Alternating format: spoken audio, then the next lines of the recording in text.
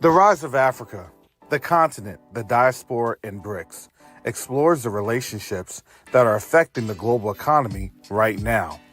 This book explores the relationships of the African diaspora's influence on the African continent and why this is important in stabilizing relationships with an understanding of how BRICS impacts the future, good or bad. You can order your copy of The Rise of Africa today on Amazon.com.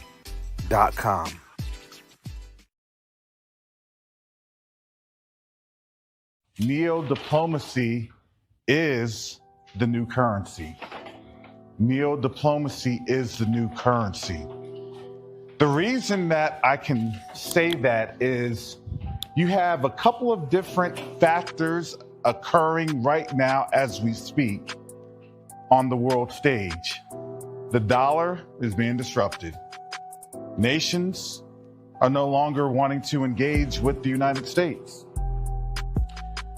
But the third factor that affects each and every one of us is that there is a diaspora from the African continent that's willing and able to engage our brothers and sisters on the continent.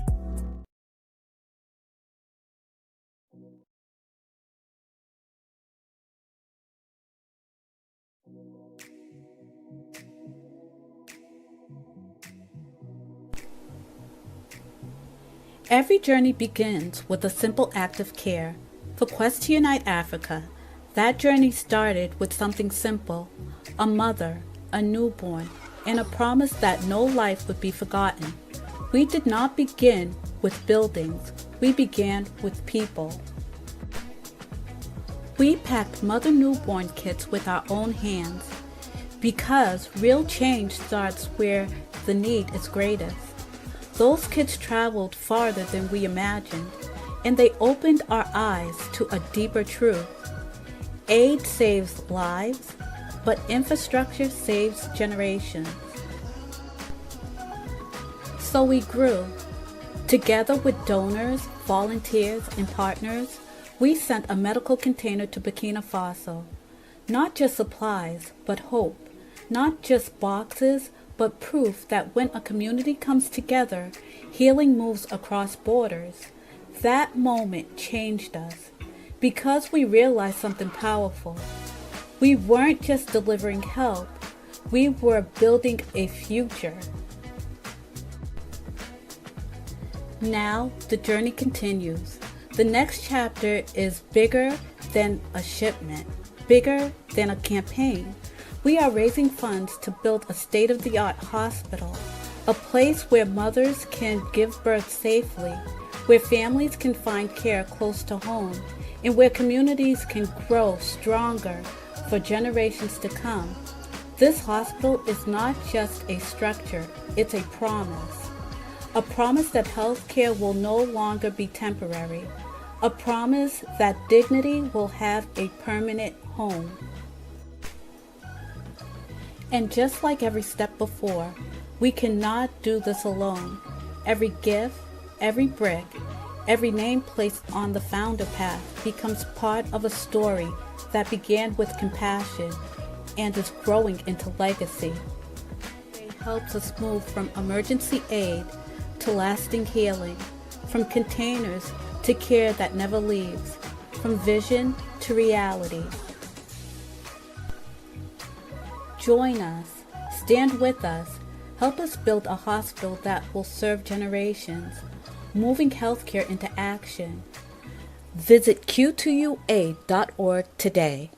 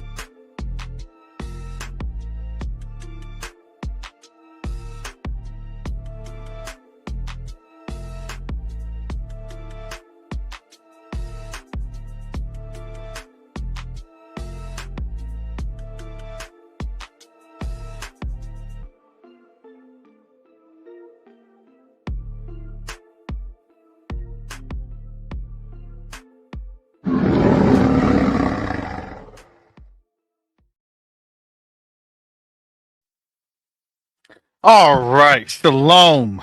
Salama. Siyemi. Shalom. Greetings to all my Israelite brothers and sisters from around the world, whether you're of the bloodline of Abraham, Isaac, and Jacob, the house of Israel, or you're a Gentile grafted into the house under the blood of Yahushua HaMashiach. I welcome you this morning. Yeah, thank you for your patience. I had to push this back about 30 minutes. Last night was a rough night. I guess I'm going to have to be more careful with produce, especially spinach, because boy, my stomach could not handle it. Trying to eat fresh, you try to do what you need to do, and then you realize that even when you try to eat fresh, you know, all the plagues that's upon us, it hits us too. So, don't get it twisted. We get hit with the plagues, obviously. And, one of the things that we're looking at in this time is that we're seeing really that valley of decision, that valley of Jehoshaphat. How nations are literally being pulled into that valley because, again, we're thinking one thing, and we do. We ultra spiritualize things, and that's what our people do. That is a byproduct of Eurocentric Christianity. They spiritualize this to the point, even as Desmond Tutu had stated, and I'm paraphrasing, right? They brought the guns and the Bible, the gun in one hand, the Bible in another, and he also made a statement to the quote of, when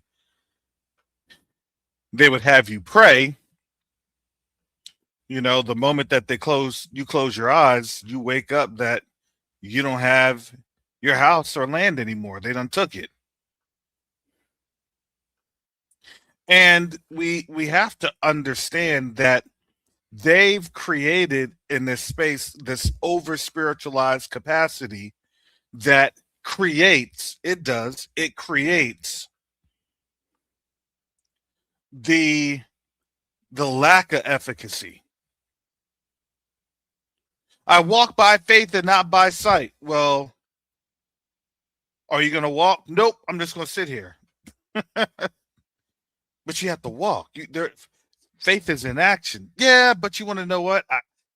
If I do something, then that means that the Most High is not going to get His glory. And I always look at that. Wait a second. The Most High says that He's going to bless the works of your hands. This is why we have to understand what the Old Testament says. Did you not read? What about what Deuteronomy 33 says? What about what Genesis 49? Those are blessings assigned to us. And it is very much an action word. These are the Most High is an action Elohim. He really is.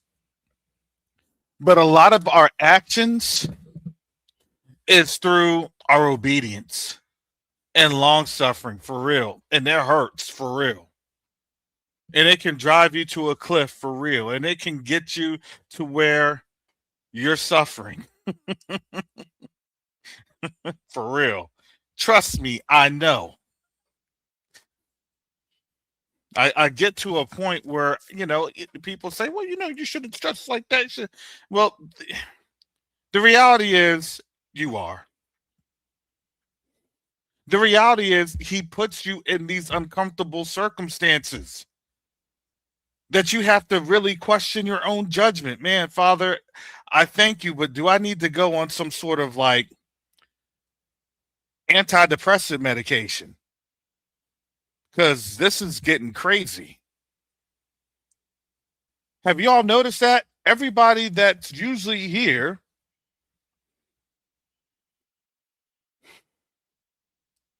You all are really not of the sound mind of the rest of this world. Just saying.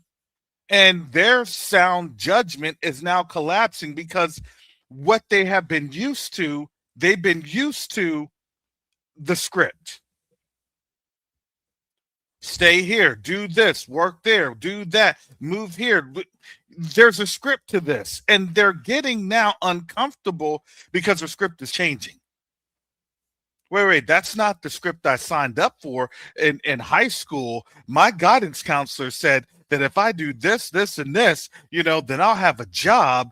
And now you're telling me that robotics is here and I'm going to be looking like Demolition Man?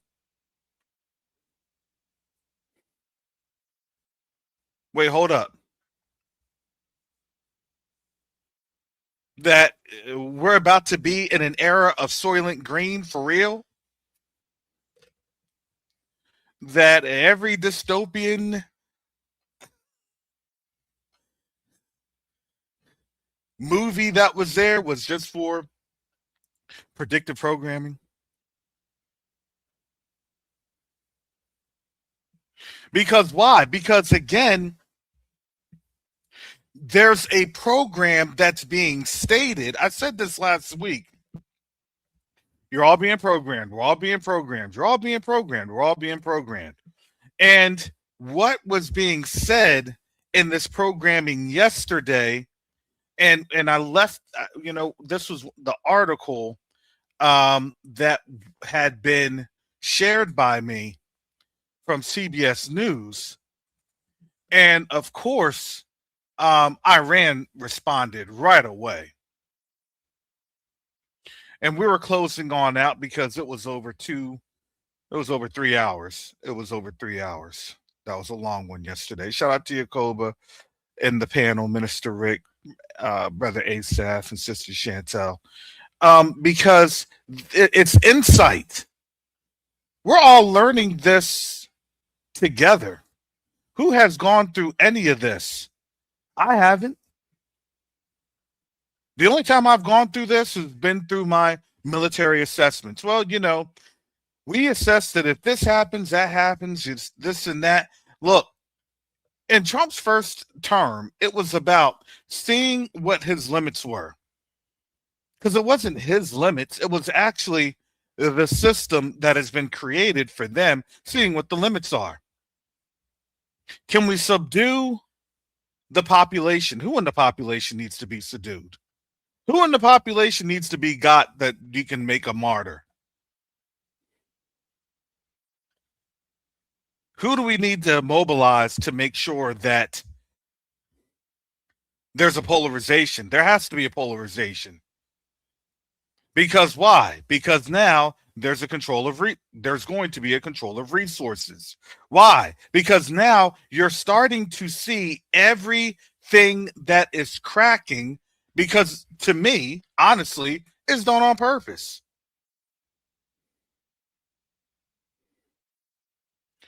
Jacob will say Hegelian dialectic. I just say blueprint, the plan, the change.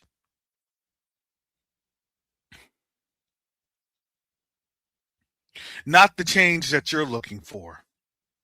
Not the change that a lot of us, and I'm going to say this, a lot of us may not survive. Don't be scared. Our reward's in the Shamayim, heaven. Our reward's with the Father. Don't get scared, because again, they have already been rewarded. This is their heaven. And now what it is that they actually have to do, they actually have to remodel their heaven. They have to reconstruct their heaven. And now their heaven is going to turn into a hell because the resources aren't going to be there for them.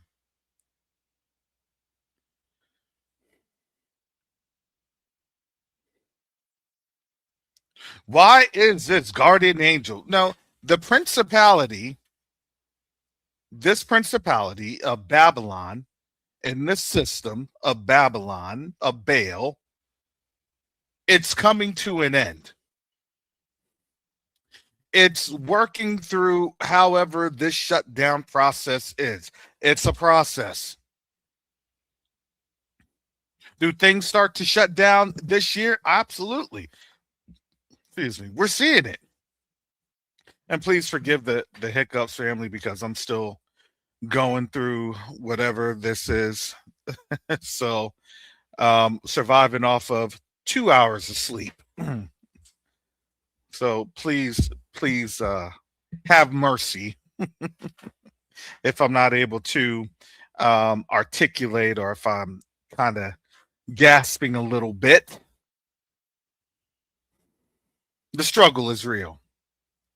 But I had to laugh because I said, "Thank you, Father, that you hit me with this." Because again, is World War III beginning?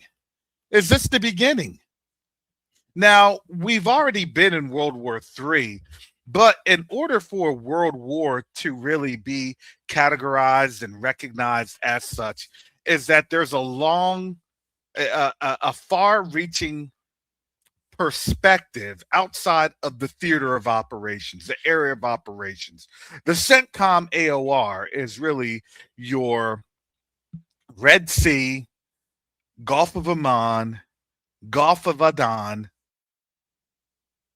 all the way over to Pakistan. I think Pakistan got enveloped to Indo-PACOM,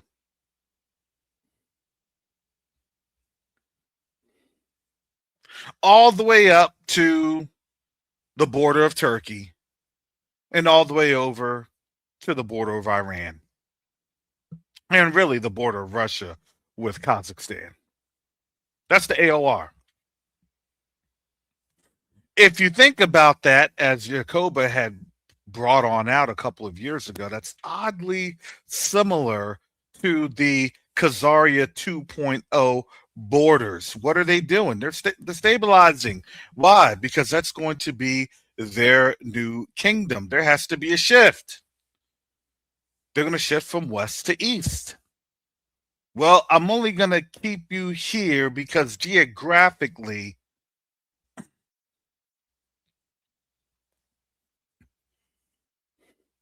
this is going to be the seat of power. Right there, straddling the Caucasus. Who's controlling that seat of power? Obviously, a multipolar seat of power.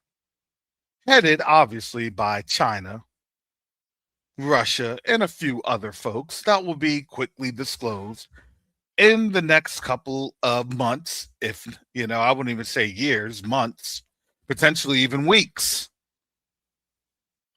Why is that? Because now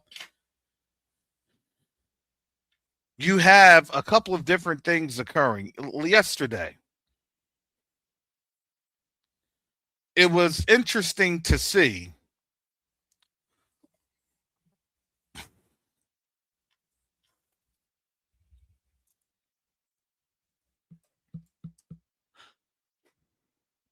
how how Yemen was attacked,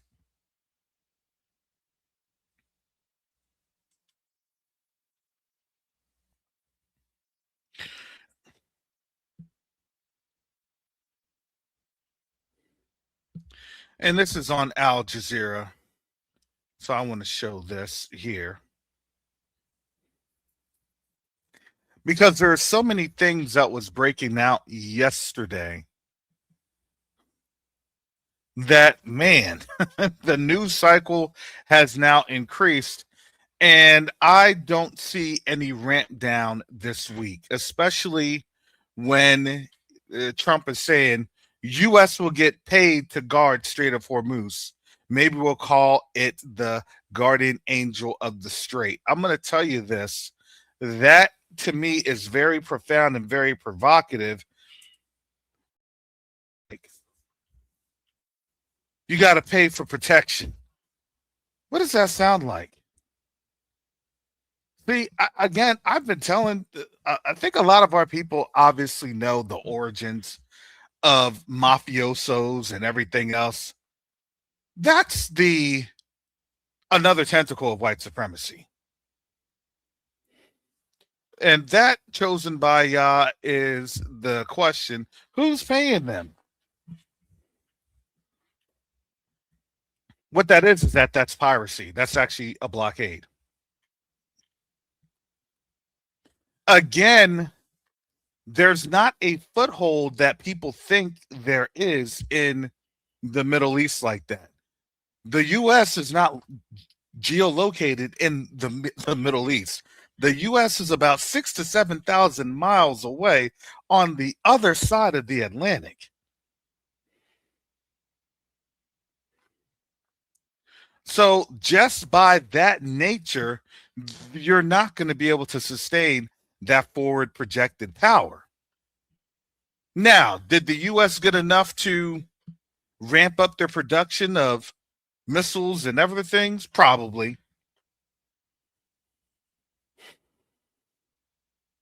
In my opinion, I don't think it's enough to sustain a large scale battle. But I believe what they'll have to do is they'll have to put up the intensity or bring up the intensity.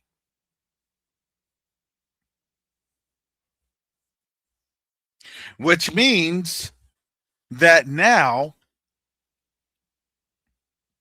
in order for this to work, you now have to get in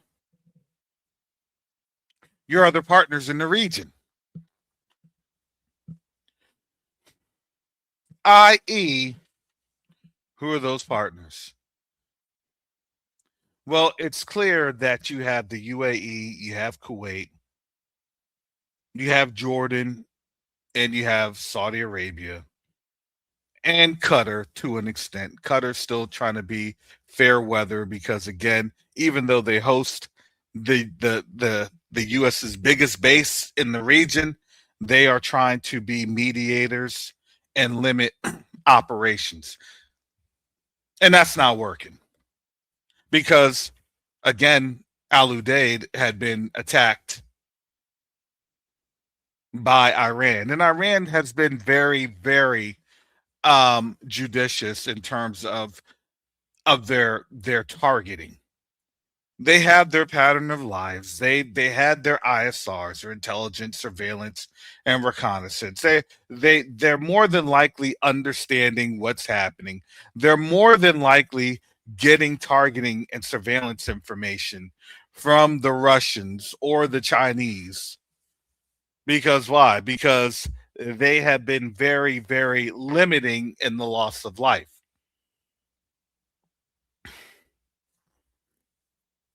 So they're able to see different things going on the base. They're able to see the operational tempo and planning and things of that nature.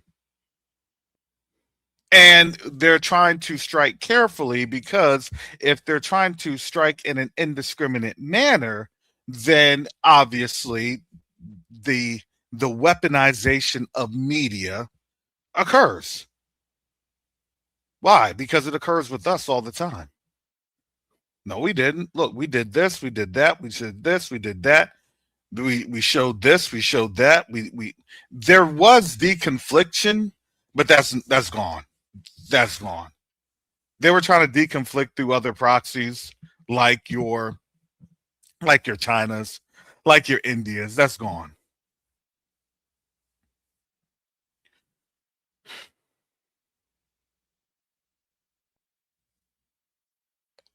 And I can say that because the reason that's gone is that you have your actions. Actions speak louder than words. Why are they acting on this? They could have acted on that. They could have done this. They could have worked on that. They could have moved like this.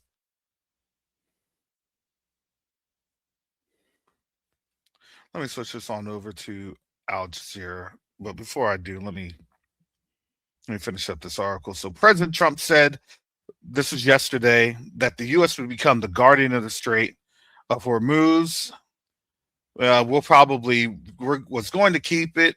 We'll probably run it. We'll become the guardian of the Strait. Maybe we'll call it the guardian angel of the Strait, and we should be reimbursed. He had stated that they wanted about 20%, and Marco Rubio had clearly stated that that was an illegal action.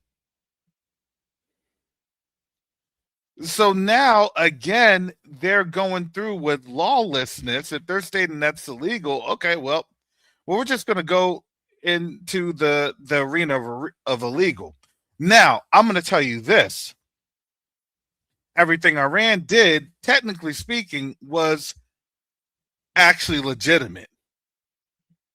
People don't may not like to hear it, but it is, because the reality is the world allowed the United States.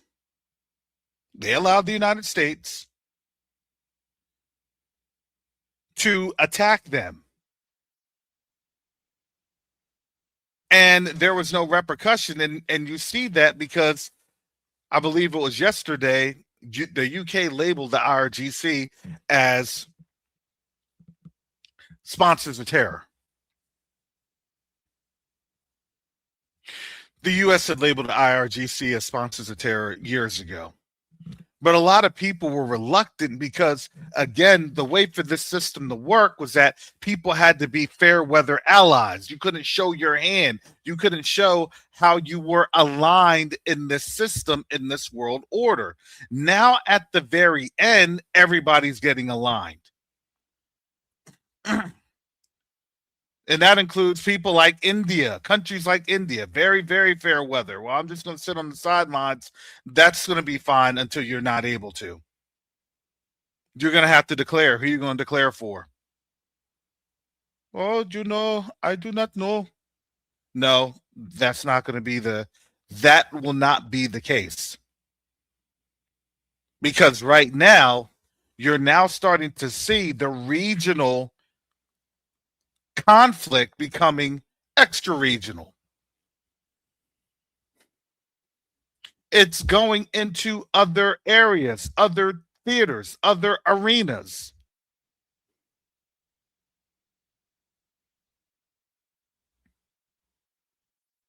The MOU that they had signed June 17th,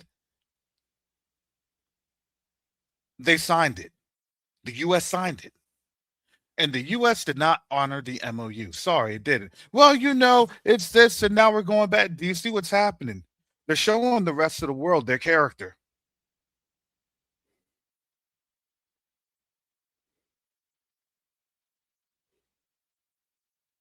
And now they're being shaken down as we speak.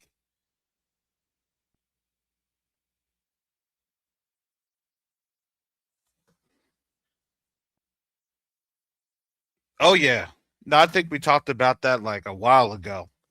Remember, Lindsey Graham was saying, well, he said this last year, if the ICC has its way, then we are in trouble. That puts the United States in the crosshairs. Of course it does. And now with all this stuff going on, everything that they're doing is criminal activities. They'll be held to account.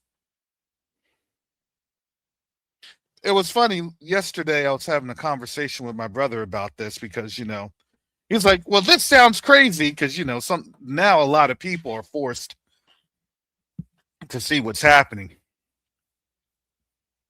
and I'm telling you, it is literally like that spiritual haze. They're starting to kind of see through it a little bit more. So obviously, their witchcrafts and their sorceries is not working, which is why obviously we tell people to be careful, because for some odd reason, and they know, look, that blood sacrifice gives them powers. We've been saying it. The tears, the emotions, all of that energy. Fear. Why does the Most High say fear not? Because that's a power. That's an authority.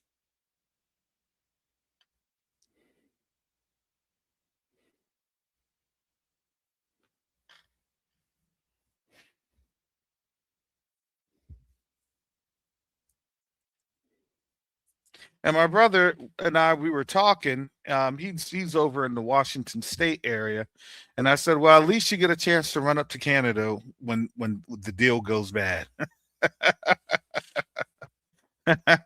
I'm in Florida, man. I'm in Florida, man. I have to swim over to Cuba. Hola, que paso?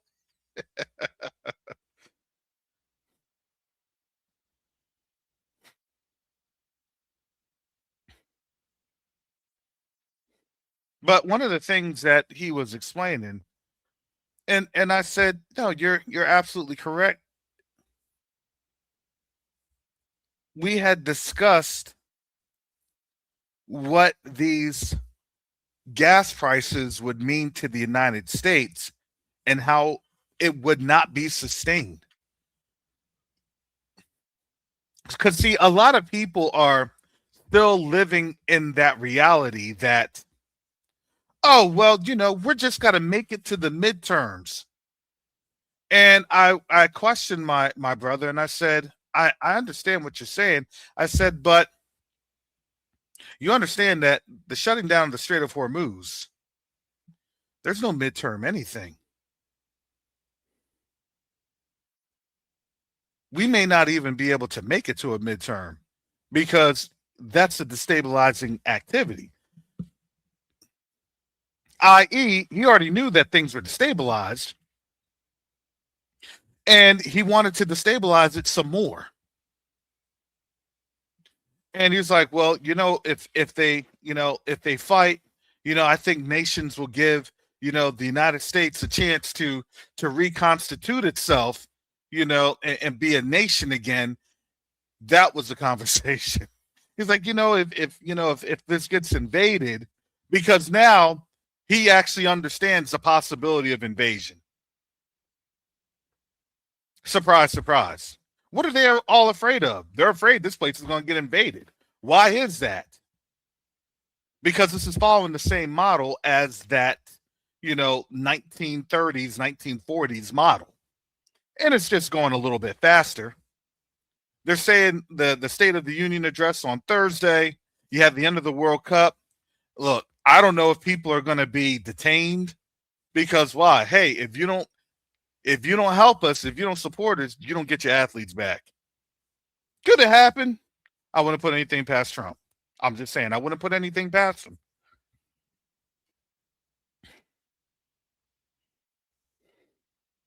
That's the strong arm diplomacy that people don't like to understand. That happens in the background.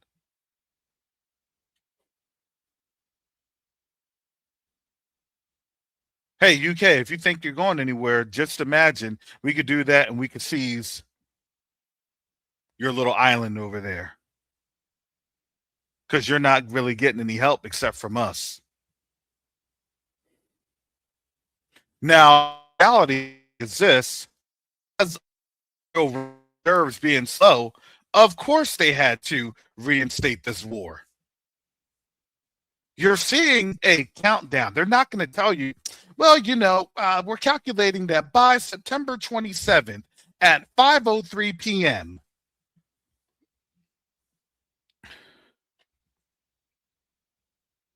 That's when everything collapses. They're not going to tell you that. You want to know why? Because they're going to have their taking the meetings. Well, the president's very big because he's doing that to ensure the safety of the United States. They're the little canned responses, and he's going to be out. That's what dictators do. They don't stick around. They're going to survive this thing. Okay. Are you Trump? No, not me. Mm-mm. I get told that I look like him all the time. They're going to get plastic surgery. They're going to have surgery on their vocal cords, bring them up or down an octave.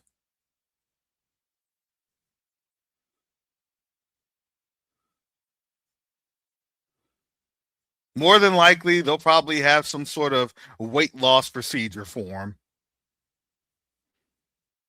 Do something to correct that. Well, I wouldn't say correct, but to fix the prolonged chin.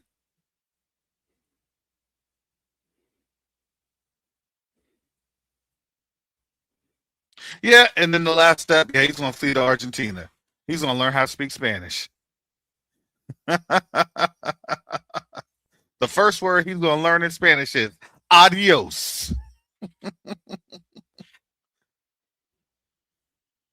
Yeah, he sent $20 billion over to Argentina. Where do you think?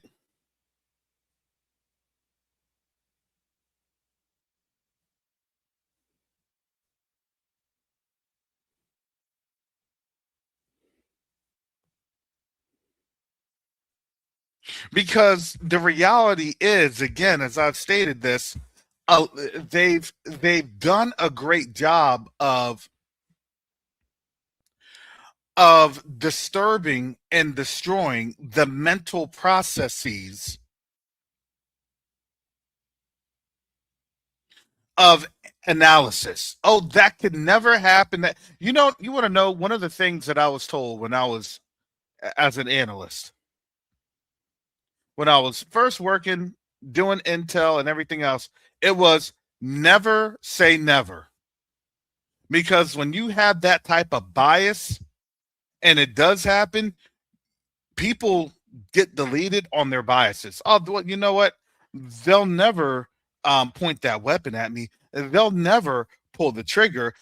They'll never, right? That's how that goes. Have you seen a lot of our people? We used to have that. Oh, they'll never do that. Now, all of a sudden, our people are like, no, I need to engage this situation because they have the opportunity to do that. They will try to engage. They will try to do crazy. Understand, which is a great thing, understand our thought process has actually changed. Their thought process hasn't changed like that.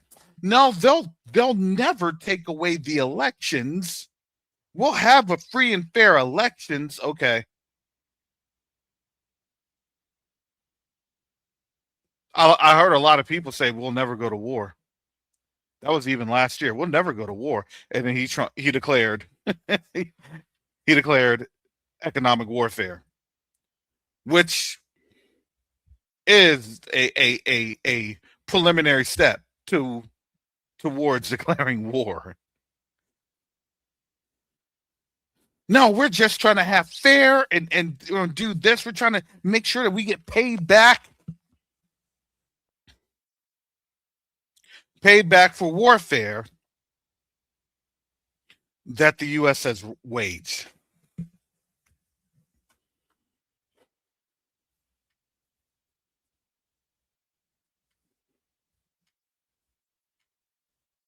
And the U.S. was getting mad because the allies, quote unquote, their allies, did not want to engage in the folly and the foolishness.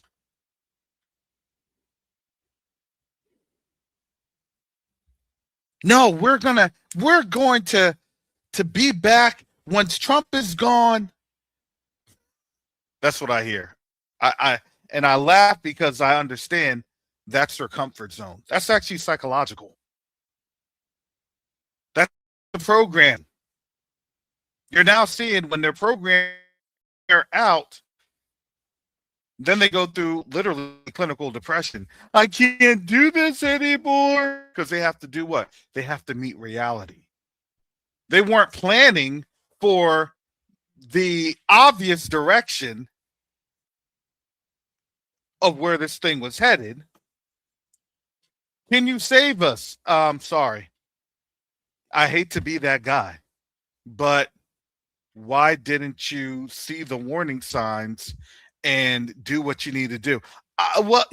I thought it would never happen. No, we were telling you. You were ignoring channels like this. You were seeing this in the algorithm and you were staying away. It was outside of your comfort zone.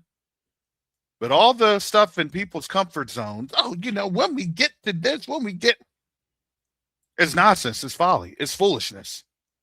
It's the same thing that you have every single time you go into a major warfare, a major conflict, which is why they don't want to teach people the truth. Why am I going to give you history? Matter of fact, why am I going to even explain to you what the Bible is?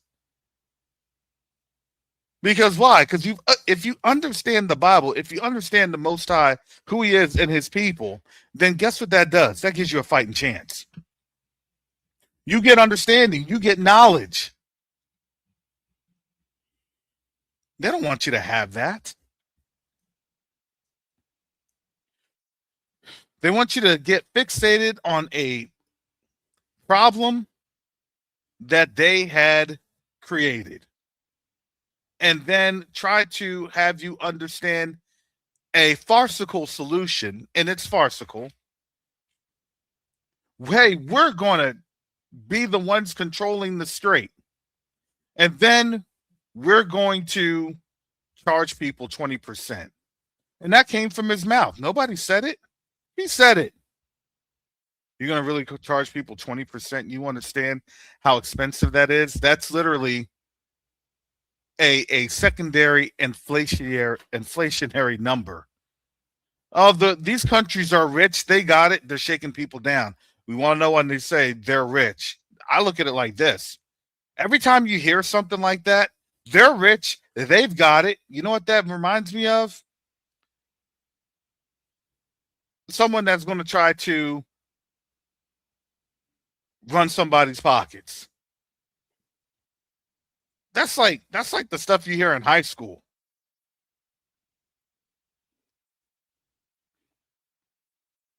He ain't gonna miss it. She ain't gonna miss it. Man, let me dig in their pockets.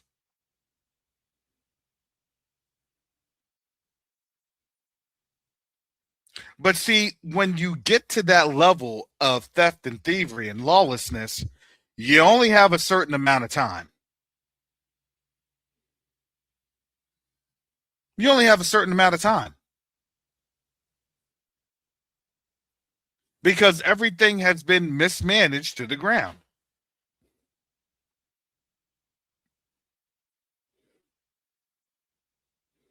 Because then you run the same logic by them. Hey, as a black man, this is how you have to set the scene, right?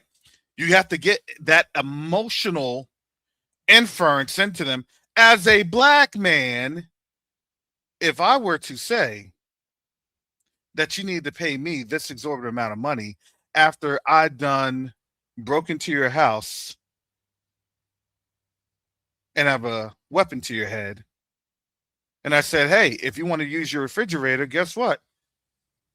That's going to be 20% of your grocery bills. You got the money? Come on now, you got the money, right?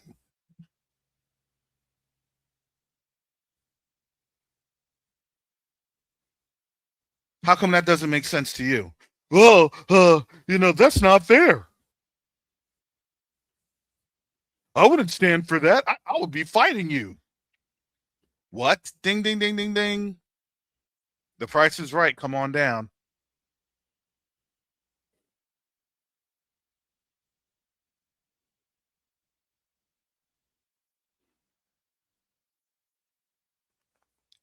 Now they're trying to get partners and allies.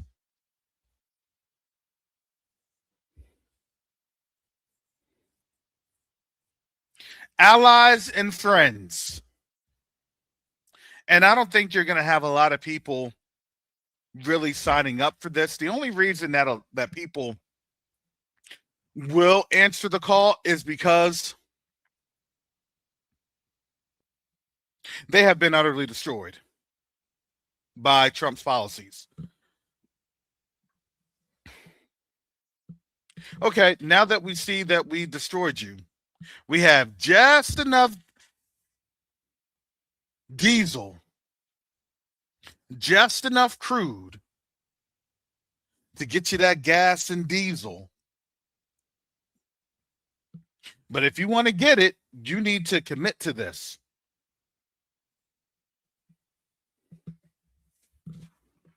Well, I can't afford it.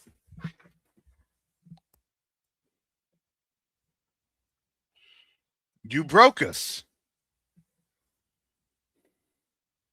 And the reality is that they did that to themselves. See, a lot of these countries thought the idea was that America liked them. No, they did not.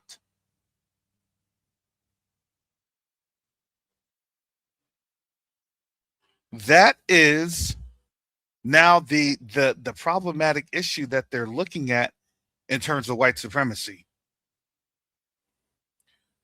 As I had stated, white supremacy is exposing itself, and now it's exposing itself on a global network, on a global system. I don't care how much money you may have had from selling oil, it doesn't matter.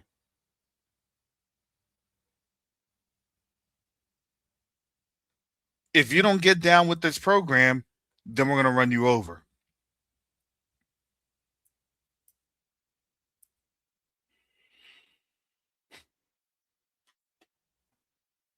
Let me go on to here so folks can understand this. Tensions rising as Yemen government attacks Sana'a airport. Houthis fire missiles. Government says airport struck to prevent Iranian aircraft from landing. Reports interception of Houthi launched missiles. So this is by Al Jazeera staff. This was yesterday, July 13th. Fears of a fresh outbreak of violence in Yemen are rising after the internationally recognized government attacked Sana'a airport to stop an Iranian aircraft from landing, and Houthi rebels fired ballistic missiles. That had been a conflict that had been brokered by China March of 2023. That's why I have that on the little thumbnail. China brokered that relationship because what China was trying to do, they were trying to encourage and maintain stability of global operations and networks. And this is now causing now a frustration point because, again, you're going to now have ships being messed up, being diverted. It's going to cost more. Oh, you want to go through Bab al-Mandeb? Take a look at South Africa. Hey, the U.S. is imposing stuff. We can get paid over here in South Africa. And guess what we can do? Create more jobs. And guess what that happens? You create more jobs. Well, there goes that sectarian violence. You can start to solve problems there. You can start to build industries there. Oh, we need to have a clearinghouse. We need to maintain this clearinghouse. We need to have people do this and do that. We need to have people look at this. We need to have freight forwarders, brokers, you name it. The problem is South Africa and its wisdom is not going to obviously push those jobs to Black folks, African descent. They'll obviously have others. And then it's going to continue to fuel violence. So I'm just saying, if they were smart and they understood, what they could do with that, because again, the United States has already created the trend line.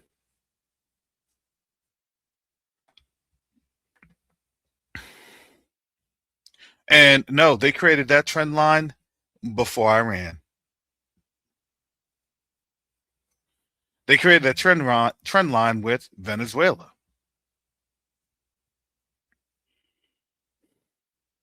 Oh, we got plenty of oil with Venezuela and everything else. Okay, I want to know where that oil is coming, where that oil is going, because it hasn't been impacting, obviously, the United States when reports have indicated that the amount of crude that's being used and utilized by the Strategic Petroleum Reserve is not indicative to Venezuelan oil actually being produced and manufactured to support the United States. Because the infrastructure wasn't there. It was never going to be there. It was going to take at least 2 to 3 years for that infrastructure to even be there. That's why when people are like, well, you went and you attacked Iran that quickly, you didn't even get a chance to have infrastructure being built out. How does that happen? How does that work? It's a casino. Like Trump said, he bet all this. He bet all the chips in the United States.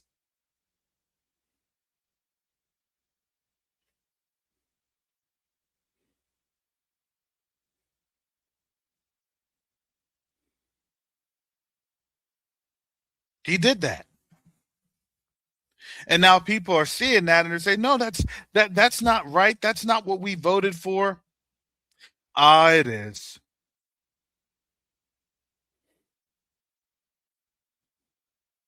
You got ICE deleting folks left and right. Ah, it is. We had said it. ICE was there to get the public perception and understanding of how geopolitical, or excuse me, how it's not geopolitical, but how this nation was going to respond to an aggressive targeting of U.S. persons. And they have that first guise under illegal aliens and everything else. Well, it's not supposed to target us. We're white. It's not supposed to target us. It's supposed to really target them. Well, I got to take my country back. I'm really interested to see what the State of the Union is going to look like.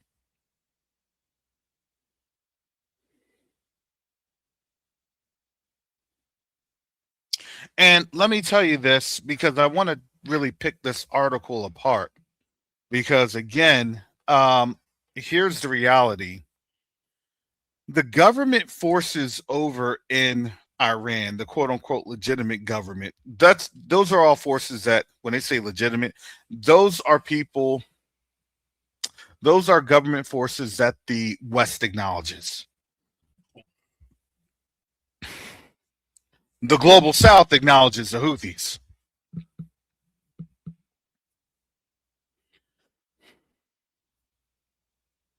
And there literally is a dividing line, a demilitarized zone right there that the Houthis do control. They control all Baba Mendeb.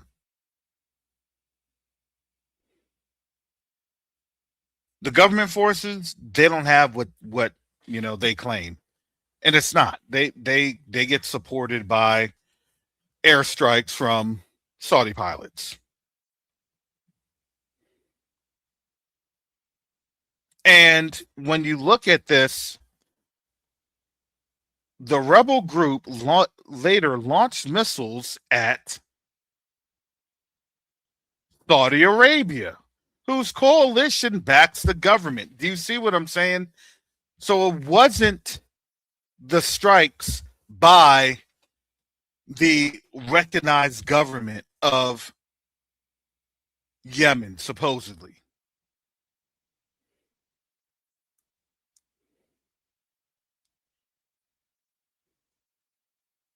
Saudi Arabia was authorized to launch the strikes. They were literally said, okay, you're going to do this. The problem is there's a little wee bit of a problem. See, folks already know the side that UAE's on. They've made no bones about it. They are a very, very pro Eastern Mediterranean nation, and they're going to have problems and challenges with that. So when people are like, how could these Arab nations sit back and watch the genocidal actions? Because they were really supporting that. Do you see now? Now they can't hide from it. It's all come to light. Oh, y'all were the reason. Oh, y'all are the reason that stuff was happening like that in Sudan. Oh, y'all were the reason.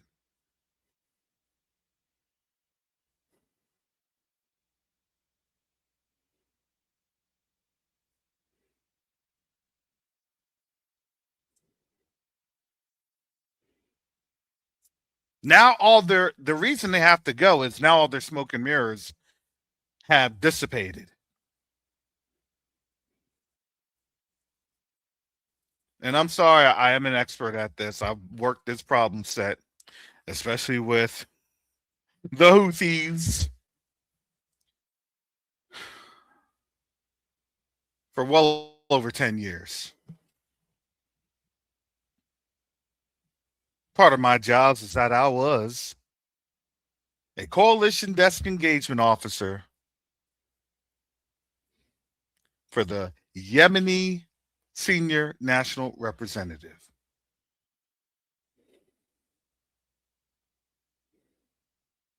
And there are some stories with that one. So I got some products over there at CENTCOM, and it has my name on it.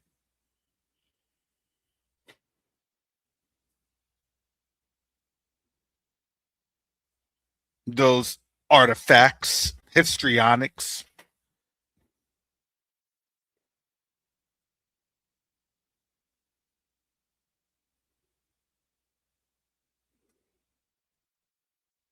Never did I imagine what it actually was going to be, how it was going to be.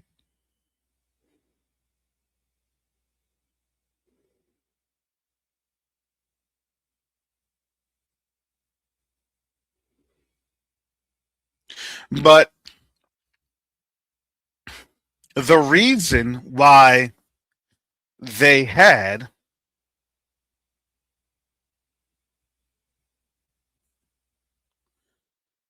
this whole ceasefire was not because of the United States. I don't think people understand the U.S. makes its money from war and warfare, selling weapons, selling defense systems. That's how the U.S. makes its money. Buy more Patriot missiles. You want to know freedom and peace? You get freedom and peace by what? The barrel of this crew served weapon.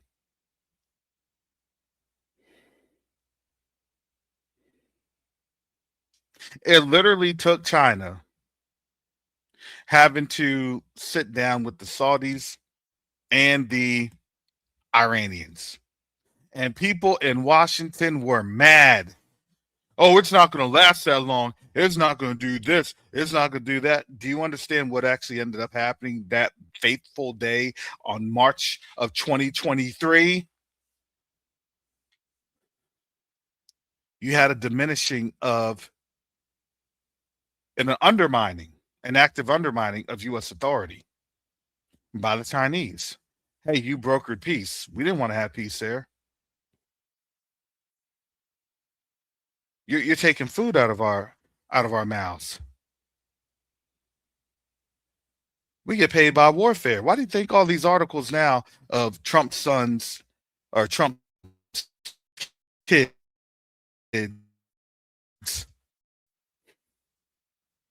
Else.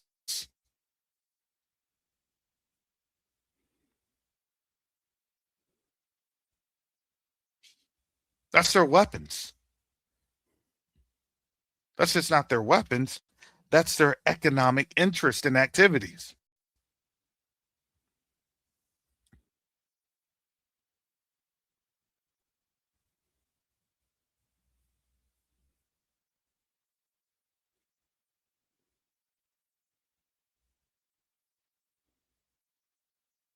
So it says here in this article, the Houthi terrorist militia supported by the Iranian regime prevented Yemeni national aircraft from landing at the capital's airport, Sanaa, the very first time that, again, this wasn't. So this is the Yemeni government saying this, but it is pretty much a Saudi proxy mouthpiece. If you don't say it, you don't get any money.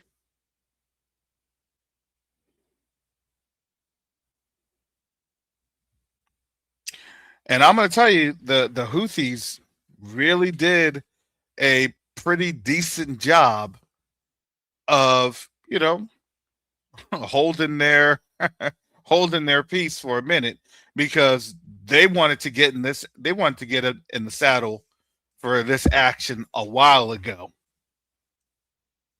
Yeah, sorry, I think I hit a nerve with the algorithm, so I'm getting yeah, folks are getting kicked on out. So sorry about that. That's YouTube. That's the algorithm.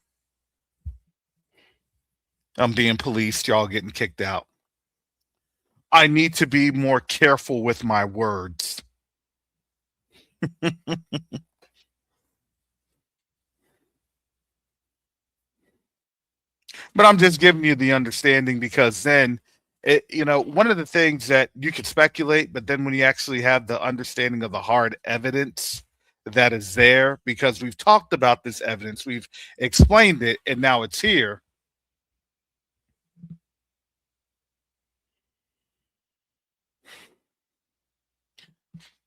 That to me, they open Pandora's box. You'll have a little bit of slowdown with a conflict over in Yemen, but not too much of a slowdown. Because then with Yemen, then that opens up because you'll have ships that are going to be closed up in the Strait of Bab el-Mandeb. And then who takes advantage of those ships being closed up in Bab el-Mandeb?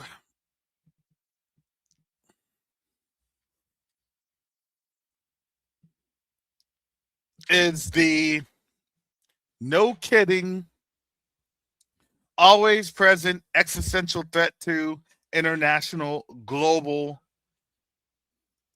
instability. Well, you're going to have Somali pirates. They're going to be sitting there biding their time.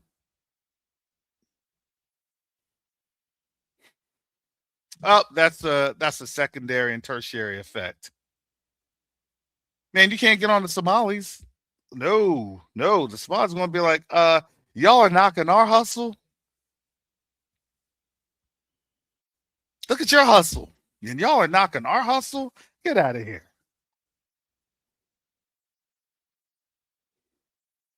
Y'all are just doing the hustle in a nice aircraft carrier that costs a couple $1 billion. We're doing our hustle in these dhows and these other smaller ships. Yeah, that's going to be coming. Those are the secondary impacts that are felt. They don't want to tell you that, but it's going to happen.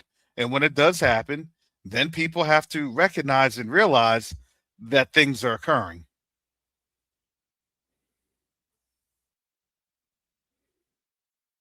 So ultimately, what does that really mean? Well, the reality is that they are now having to get China ready. And China's going to get ready because China knows how they're getting basically plotted on with this whole scenario.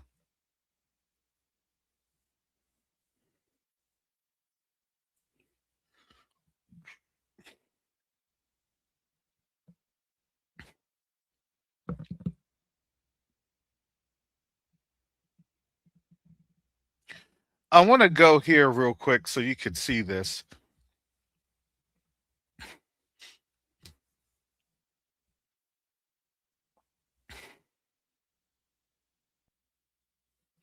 You can see this right here, and I want you all to understand where I'm coming from. This is in Wikipedia, and I'll drop the link there so you can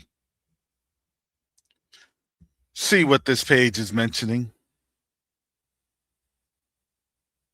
Oh yeah, no, yeah, YouTube is censoring me, so y'all are getting kicked out. But thank you all for coming back in. Y'all have been getting kicked out like crazy.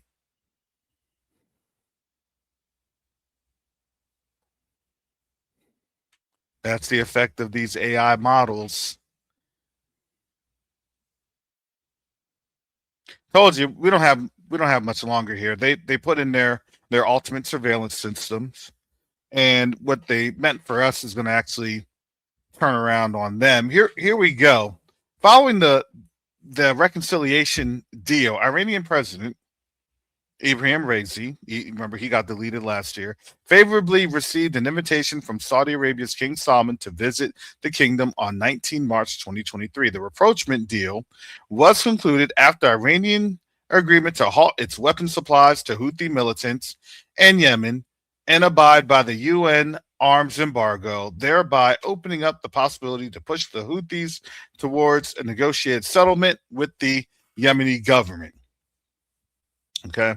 Saudi and U.S. officials remarked that the Iranian observance of its commitment towards de-escalating Yemeni conflict were a litmus test for the survival of the Chinese brokered deal. This was a deal brokered by China. Let me explain to you why this is important. Thank you, Sister Betty, for the gift. Hallelujah. Hallelujah. Let me explain to you why this is important. You're seeing this here, Chinese broker deal. Okay? Right here, a litmus test. De-escalating Yemen conflict of a Chinese brokered reconciliation deal. So why? So the Saudis were be able to export its oil without any type of reprisal back on the international markets. Let me tell you what happened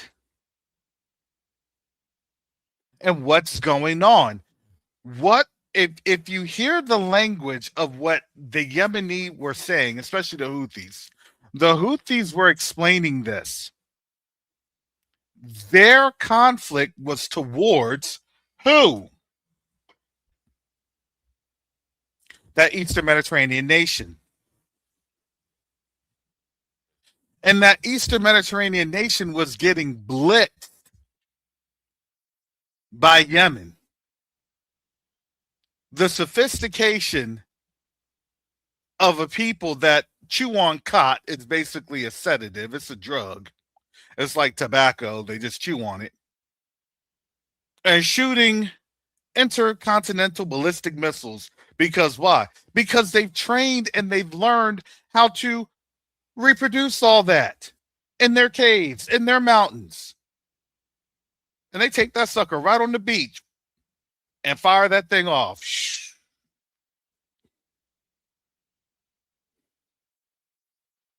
They have their little underwater drones. They put that thing right in the water and they let that sucker go.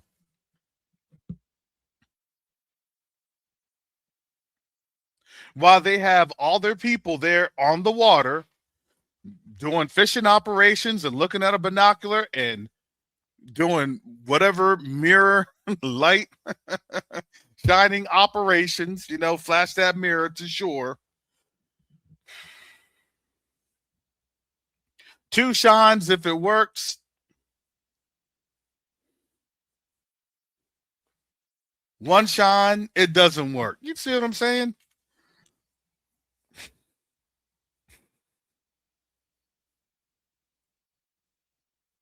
Simplistic things are actually harder to trace. It really is.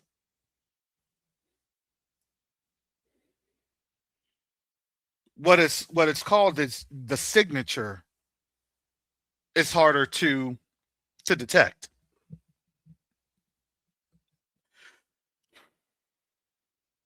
That's why they don't like fighting the Houthis.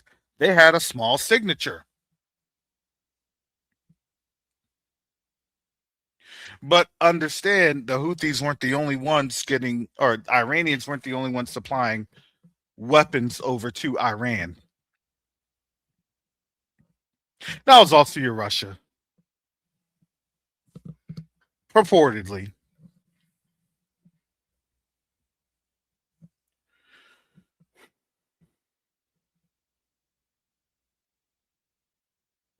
See, Iran was being fired on not by Saudi Arabia or the Yemeni forces or the recognized Yemen government. They're being fired on by that Eastern Mediterranean nation because they would have accuracy hitting southern Eastern Mediterranean nation, particularly over by Damona and other areas. They were having accuracy hitting the Gulf of Aqaba ports and Eilat.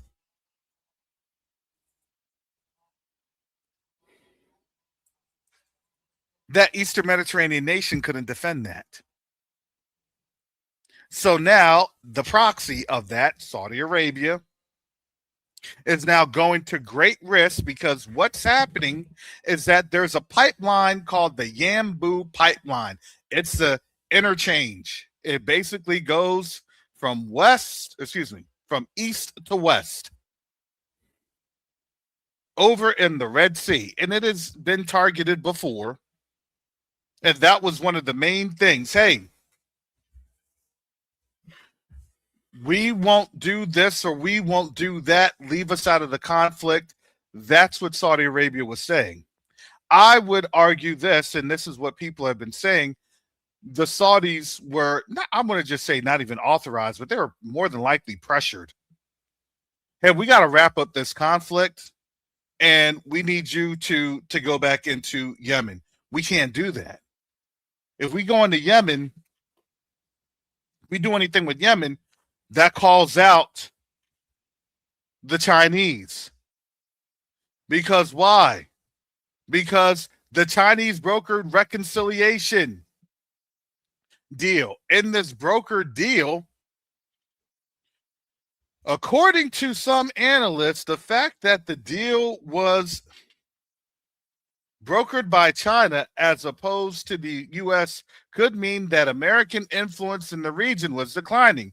The deal could enhance China's security or energy security given Chinese dependence on Iran and Saudi Arabia for oil.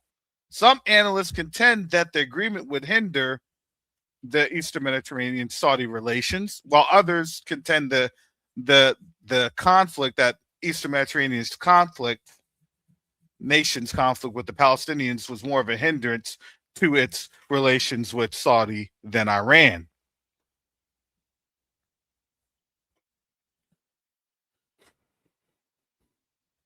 The Beijing Agreement, which is what it was known by, and this opened up the door for Saudi Arabia and Iran to join BRICS. And a month earlier ended the diplomatic rift between the two nations to bring security and stability to the turbulent Gulf region.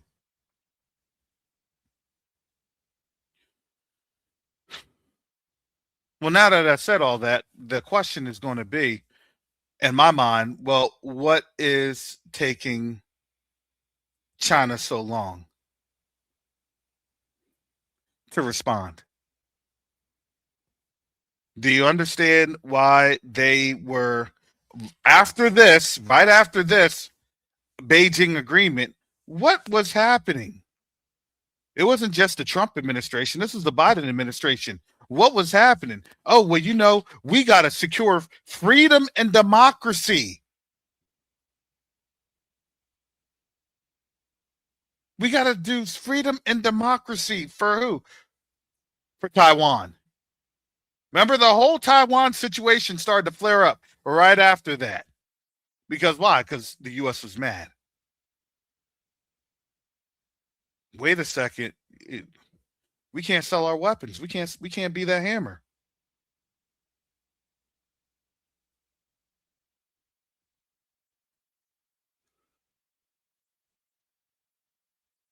You want to know when the U.S. got really mad with China? It was there, the Beijing Agreement.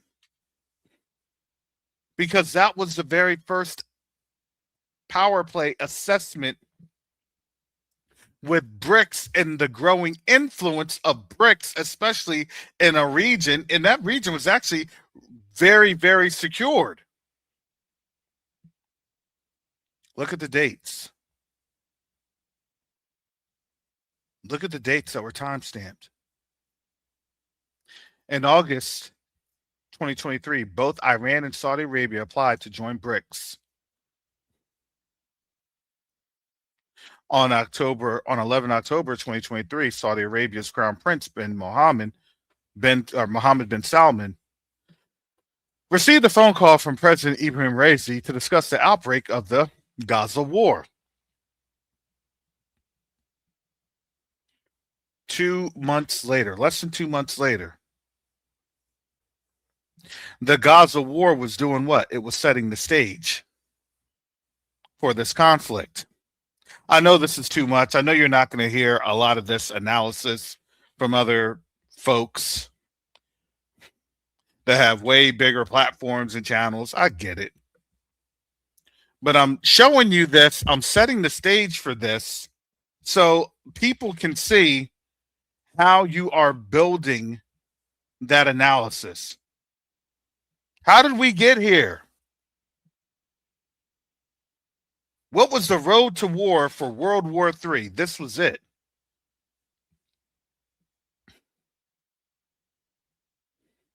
The Beijing agreement forced people to get mad. They used their proxies to invade that Eastern Mediterranean nation. That caused the conflict to break out.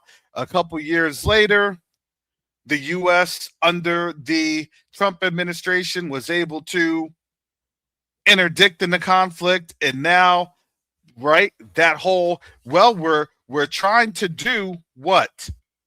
Negotiations, right? Peace negotiations, peace deals. We can do the peace deals, not China, but us. See, we're going to have a lasting peace because look, China, that was one of the things. But for us, we're going to you get all that BS, that nonsense. Obama's JCPOA, that was trash. You know, we could do it better. I didn't say that. They're saying this.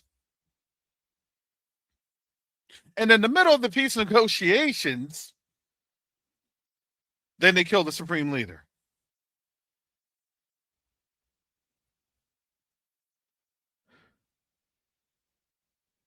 And now here we are. You're not going to have a ramp down. This is now Tuesday. Yesterday, he ramped up. Today,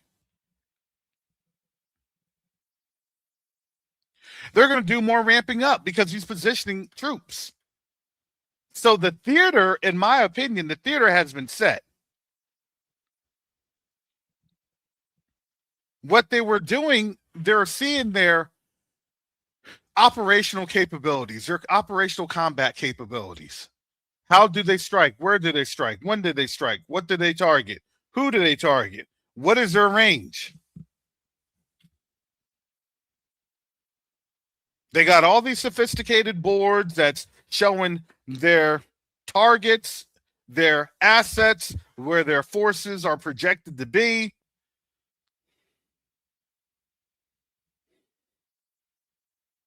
Well, they shouldn't target in this area, but this area is here. This is most likely area. This is immediate dangers. Here's our land corridors. Here's our air corridors.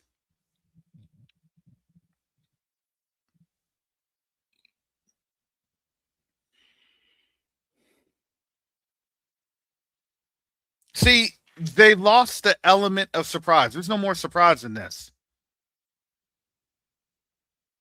Oh, surprise. No, not anymore. There's no more surprise. They've already done told you. This economy slowed down. And it's slowing down. You can have as many IPO pump and dumps as much as you want to. That doesn't do anything because all that does is it stymies liquidity.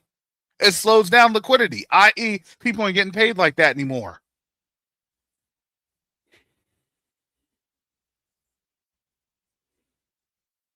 When your economy slows down and your liquidity slows down, um, the coin, the Roman coinage, the value becomes diminished. Have you all seen what has been happening with inflation? The value is becoming diminished. Each round of this, the coinage becomes diminished more and more and more.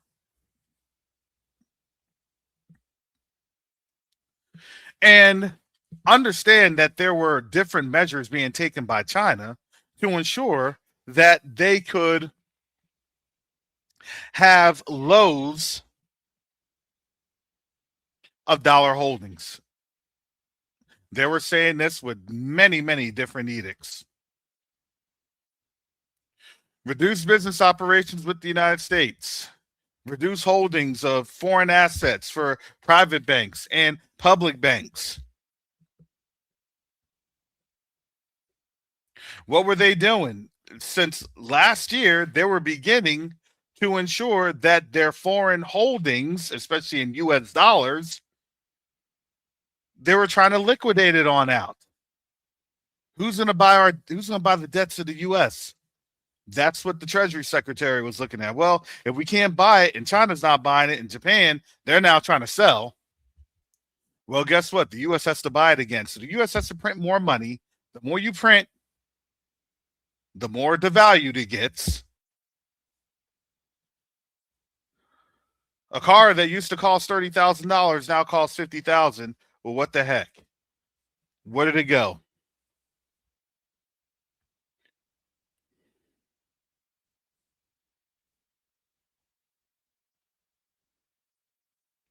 These are those economic factors that they'll just nicely glaze over, and yeah, it's not too bad, and we're gonna get back. And I always ask the question, how? What's the mechanisms? I don't know, but we're going to, and you know what that is? That's ignorance. That's a sign of ignorance. And ignorance is just a sign of not miscalculation, but miseducation. We all go through that.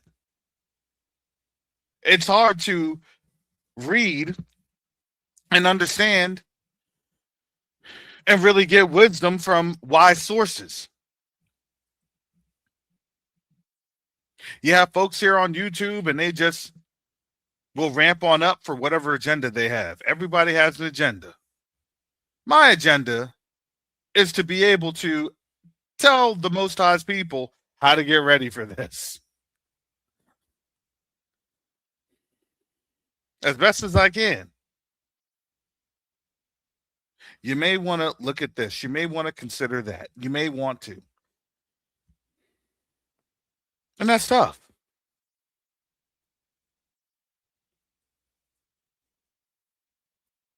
Well, I don't really see it. I don't know if it's going to happen. I don't know. We've been talking about it. Oh, hallelujah. May the Most High bless you. Hallelujah. May the Most High sustain you. But what I do see and what I do understand and what I am looking at is X, Y, and Z. How do you know? You know, I always get those. How do you know? I don't think it is. Oh. And I just say, okay, well, we'll take a look. We'll see. I'm not here to rain on folks' parades. I just want people to really see and understand, right, what this looks like, why it looks this way.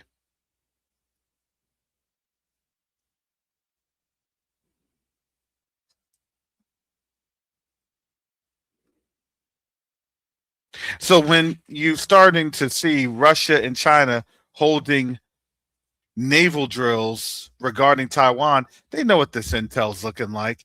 They know how things are going. They have their assessments.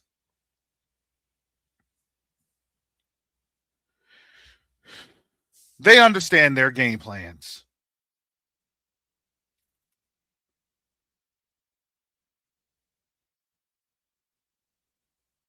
Well, I don't know if that's going to be the case. I think that you're just fear mongering. I think, and then I ask people, I'm like, so what is this? Tell me what he's doing right now. And you know what? You want to know what they're doing? They're being absolutely quiet.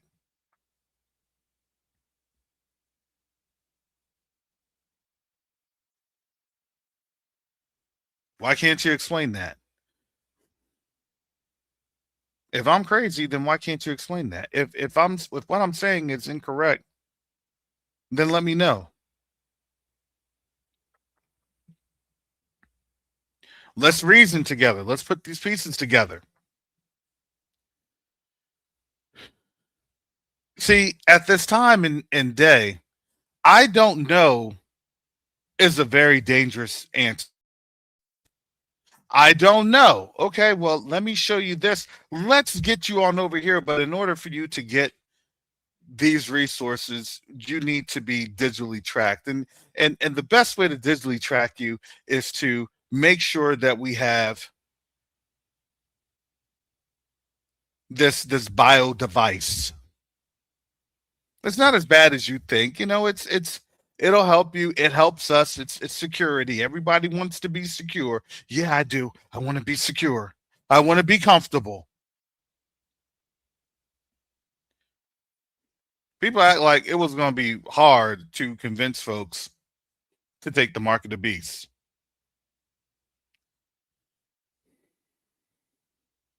To be quite honest, now you see why it's going to be very, very easy. Well, we need you productive, and to be productive, you need to be networked into the system. Oh, it's just networking. Oh, okay, yeah. Well, I mean, might as well. You can get my vitals. You can see how well I slept. You can see if I need any assistance. That may come to play if I get when I get older and I need to have help going to the hospital and I can't talk or say anything. I mean there's practical applications, and of course that's where they're going to get people. It's practical applications.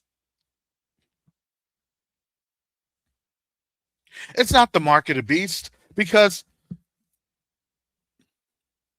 my pastor would let me know that it's the mark of the beast.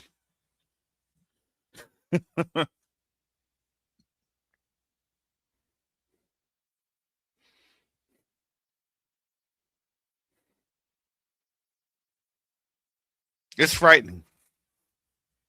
It's unfortunate, but that is frightening. Boy, was it that simple for Hasatan to literally deceive the whole world? And the answer is yeah, yeah, it was really that simple. Because again, we're in a generation where they love the lie.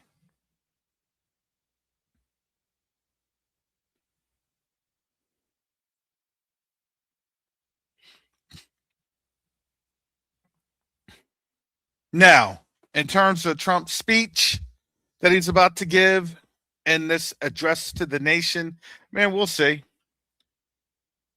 But you have to do something because you have to address people when you're getting ready to do a major military operation. And again, in terms of their reporting, you start to see if it's lies or fabricated or things of that nature.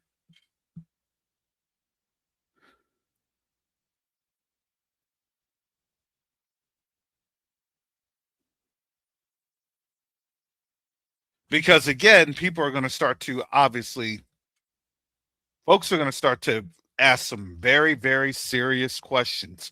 Hold up. Wait a second. Wait a minute.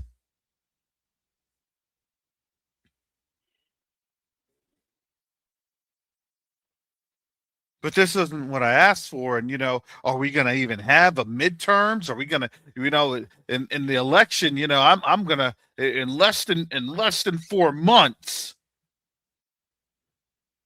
we're going to put people in there that's going to step up. The bird is in flux.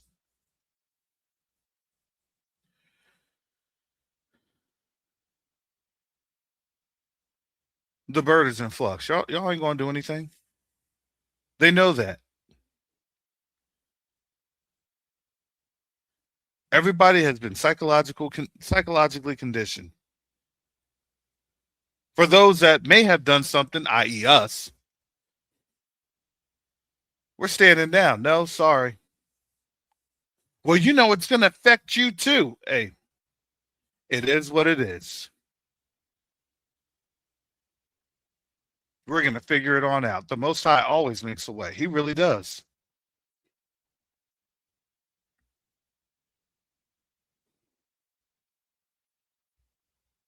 You know, there was a reason a couple of years ago when Trump got in and he started all this terror stuff and everything else. Ibram Torres said, hey, leave African Americans alone. Because why? Because they all understand what's getting ready to happen. Boy, oh boy, is it not a coincidence? Is it not strange anymore that you now have seen why Ghana and the African Union have put on up these reparations events? Oh, yeah. No, people were talking smack then. A lot of people aren't going to be talking smack when they're seeing folks over in the African continent talk about what oil shortage, man. We getting around on our motorbikes, on our Punjabis.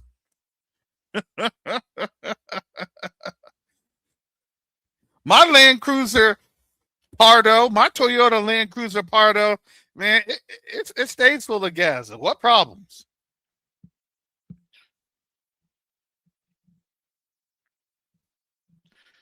These cargo trucks, we don't have no diesel issues. We got fresh produce coming from the fields every single day.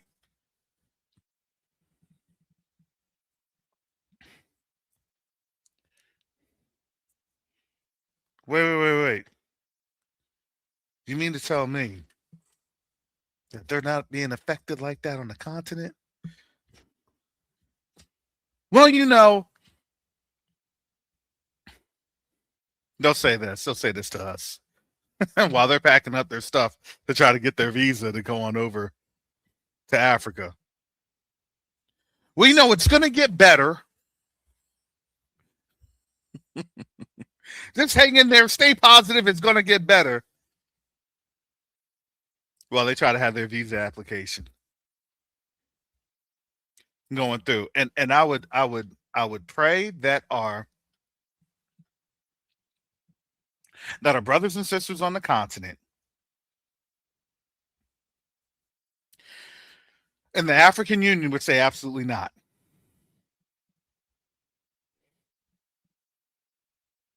That they would have the foresight to understand to not give into an issue of their own creation. So then in another generation or two, they could try their whole destabilization conquest. Oh, please help us.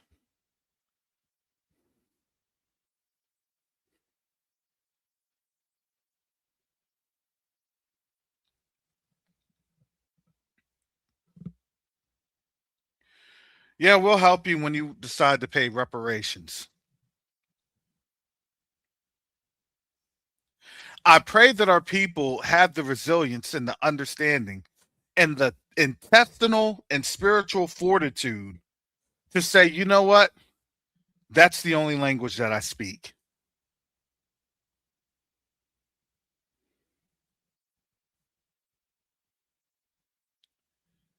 Do you want help? You need to bring our people back. And then we can decide how we can help you.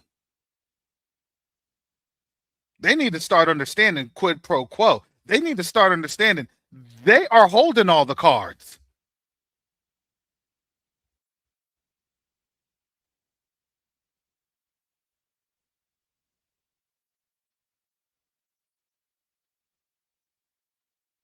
The West needs them. They don't need the West. They can manufacture everything in-house. They literally could. Not only can they manufacture everything in house, but they could also ship over oil.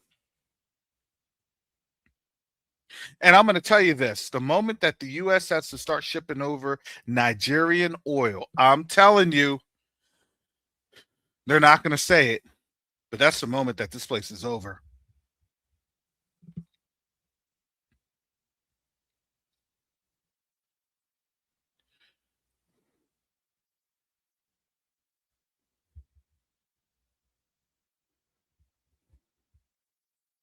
And to be quite honest, it already may be happening right now as we speak.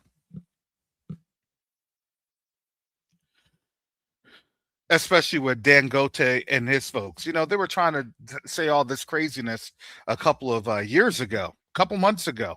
Oh, you know, well, this and that, and they were trying to say, you know, they're trying to level these accusations. And the government of Nigeria actually said we're not having that. We're talking Tinubu, and that man has a lot of corruption. We're talking Tinubu. And people would think, okay, Tinubu is just a Western agent. He's going to fold anyway. He didn't fold.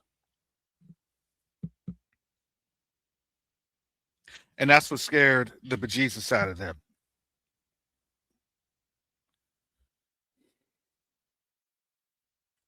They are very much afraid because the moment that they have to reach on out, remember they're having all these sanctions relief, you know, things. So, well, Russia, you know, you can relieve. We're going to put sanctions relief on you so we can get to your oil, and then they put the sanctions back on them.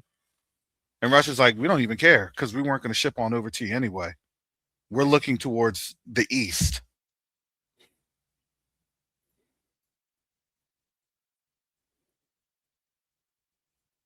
Yeah, they were trying. They were really trying that. They were really trying that less than 6 months ago with Dangote.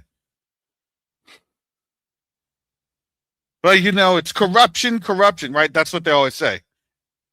Anything Africans do for themselves, it's corruption.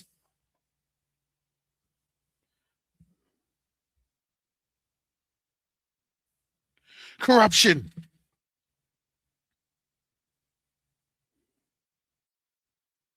No, that's the simplest mechanism of control. Well, we're gonna lie, so then you can try to take over through the IAE, the international, or the IEA, the International Energy Agency, but they saw through the game.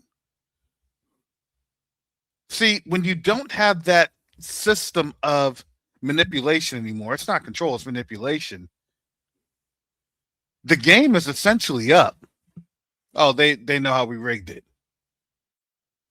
Oh, you know the game plan. Oh, you got to remember there. You know, it's not a dig, but we understand that we have lived experiences of this. They're going to do the same thing that they've been doing all the time.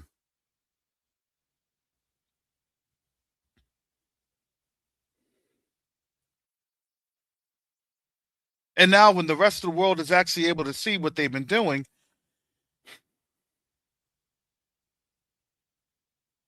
the amount of power is not there. They don't have that influence. Do you now see why influence and power is an economic model? That's economic influence. That's how they make money.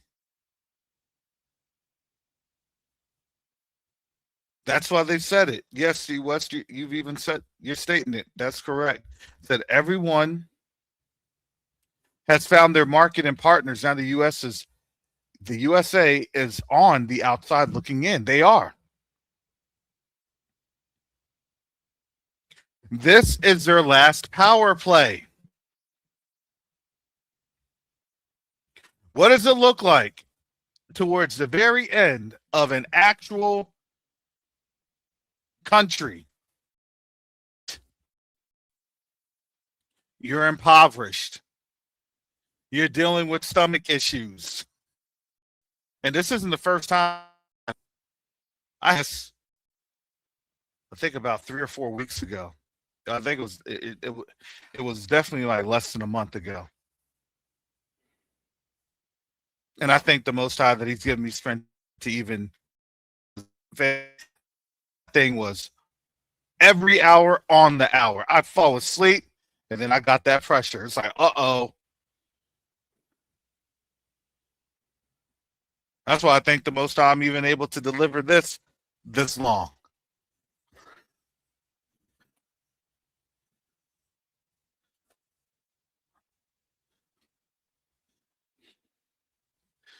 Said I may have to get some of the underwear that Mitch McConnell has, Just do my thing and just be sitting there looking clueless.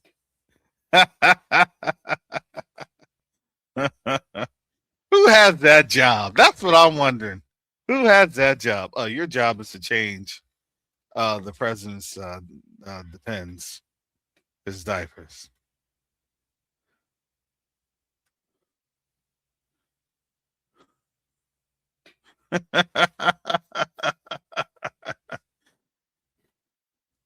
Did you wipe it all off? Did you put the talcum powder on it?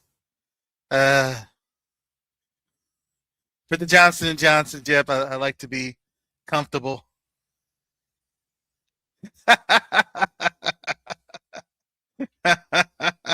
Prevents that chafing.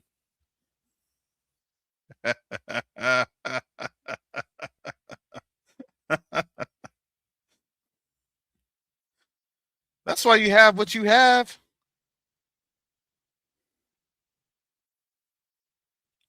This is all psychological. It's deflecting. Hey, if you're weak, physically weak, emotionally weak, mentally weak, not even financially weak. You want to know why you're saying they're financially weak? And I've been saying this 20%. Come on now.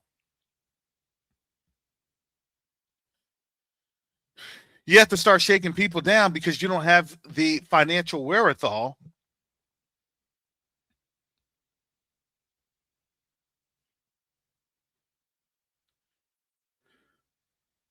to actually produce anything.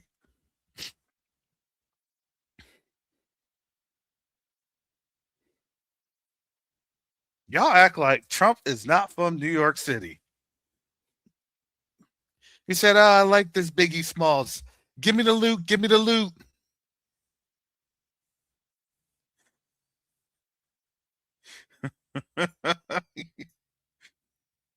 Y'all laughing. Y'all laughing.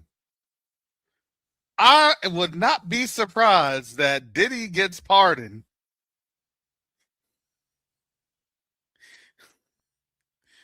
This is the advisor, special advisor to my enforcement agency. He knows how to shake down every single one of his artists. So I'm going to need his expertise in terms of shaking down all of you all out there, especially including some of these nations. We're doing all the work and we need to get paid for it.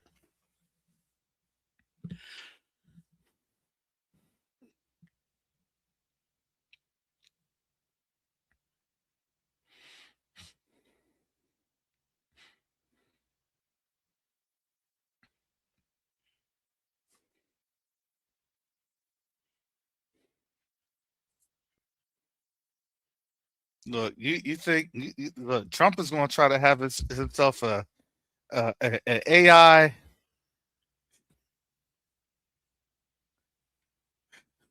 an AI produced rap video for his campaign. I'm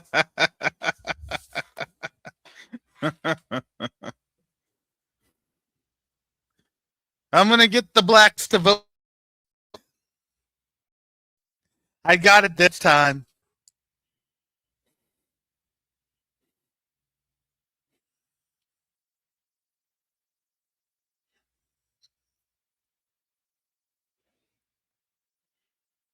Mm. Yeah, he was. Look, yeah, Sister Bonnie. Yeah, he actually was.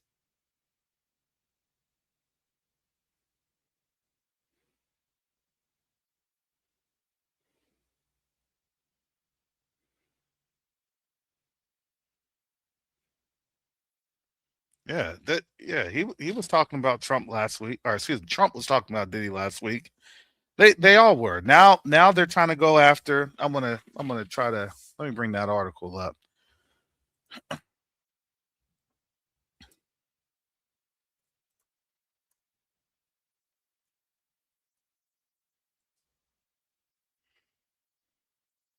Yep. Let me bring this on up because again,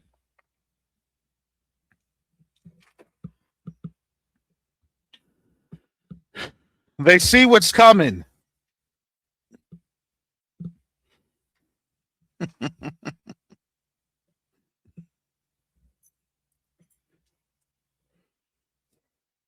I'm don't worry, brother Garf. I'm shifting gears.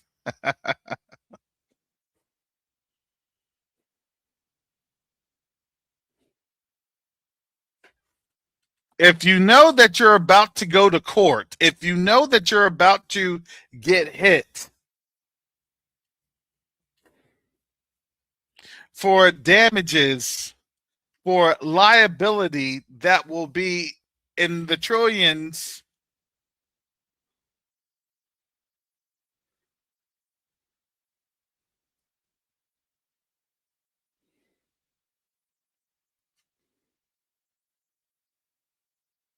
Marco Rubio launches campaign to dismantle International Criminal Court, the ICC. Why is that? Why are they rushing to dismantle the ICC? Because they want to continue to promote lawlessness. But no. It's not just that.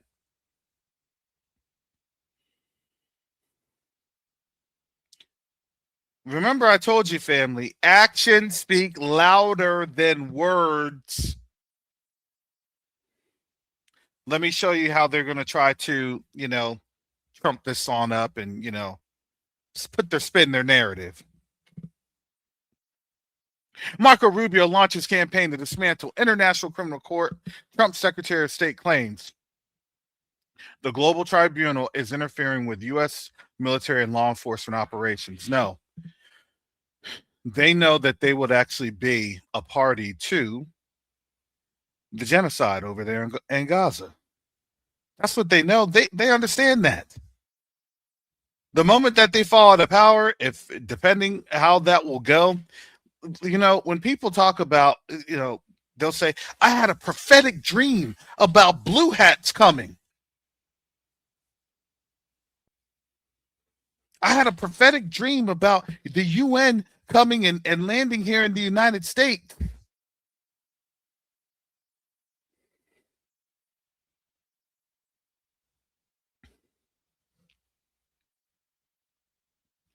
That whole top administration, look, Nuremberg trials.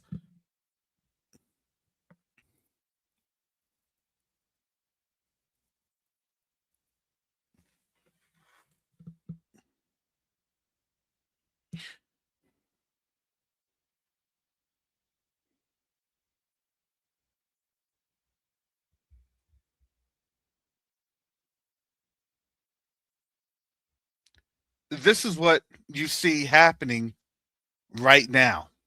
I'm not making this up. This is from Kate Brown of The Guardian, Monday, July 13th. That was yesterday.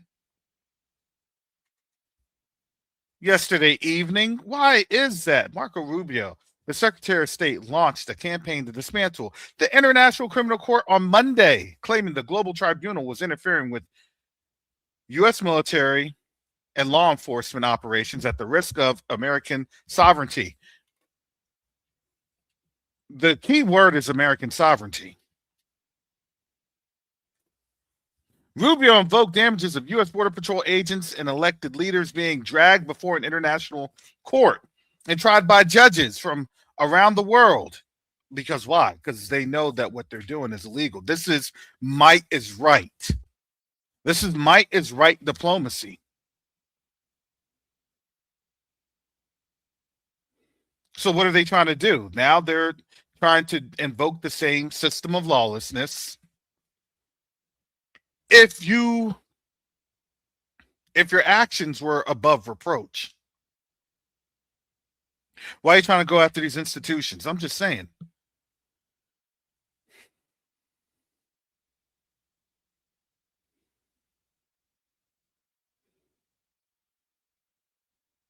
To me, you go after these institutions, what that does is, I don't know,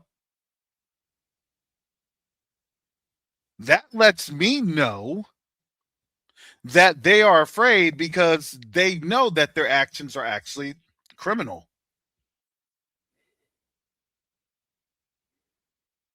Under many international conventions that the U.S. has been a party to and has signed.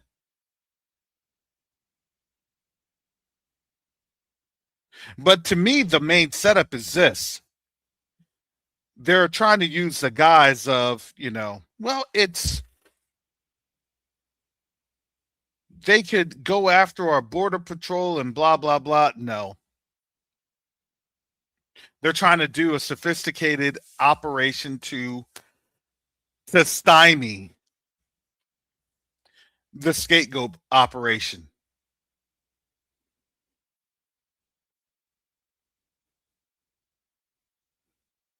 We've been telling you this. I believe, just my opinion,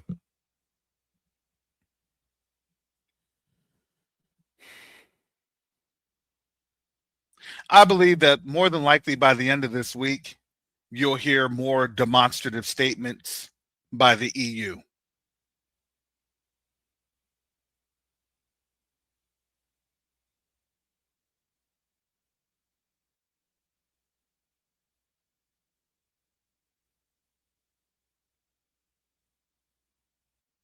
Because now,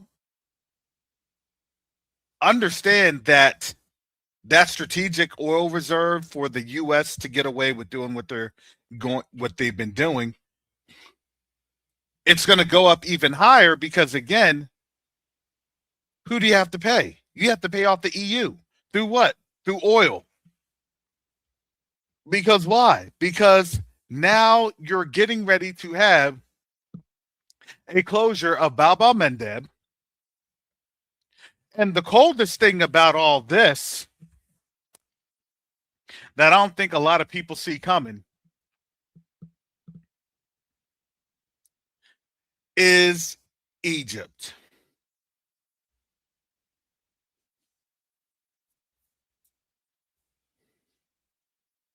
That's what's getting ready to happen. To me, Egypt is the wild card. See, what people weren't seeing during the World Cup was that you had the Egyptian manager, which is their coach, talking about Gaza.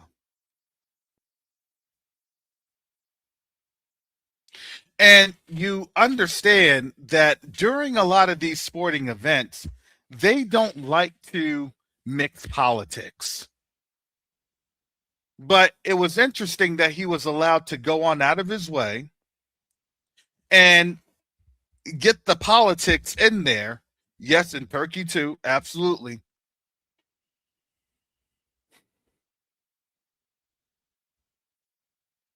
These are strategic choke points because there's also the Bosphorus. There's also the Suez. There are major choke points into Europe. As I had stated, Europe is getting ready to succumb to the pressure.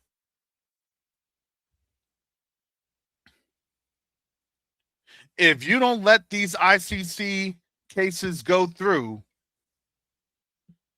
then you are going to be a party to them.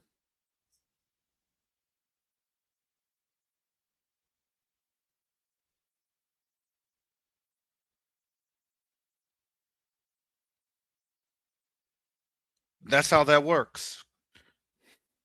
That will never happen. Okay.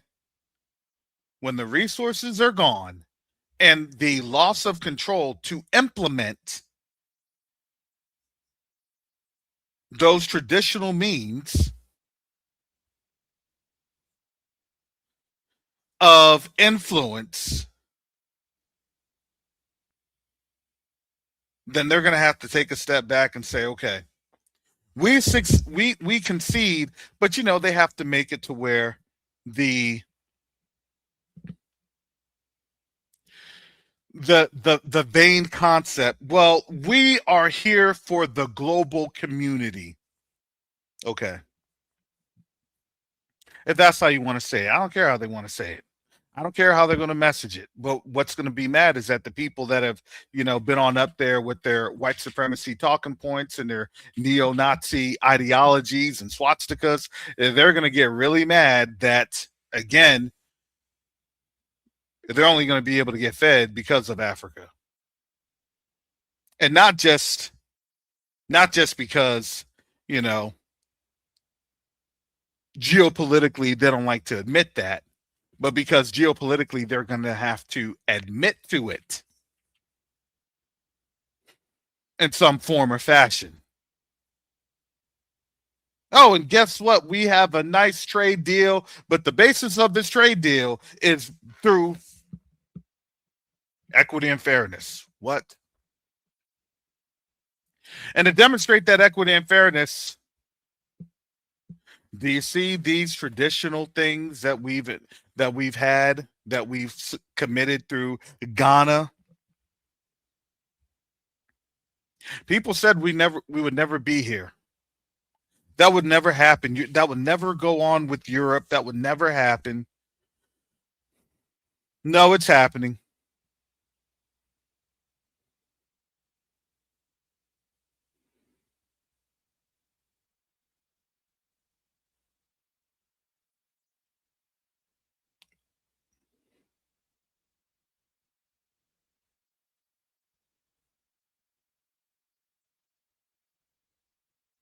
So now, as you're seeing it happen, now as you're seeing things taking place, this is why we bring out the scriptures. This is why we say, look, there is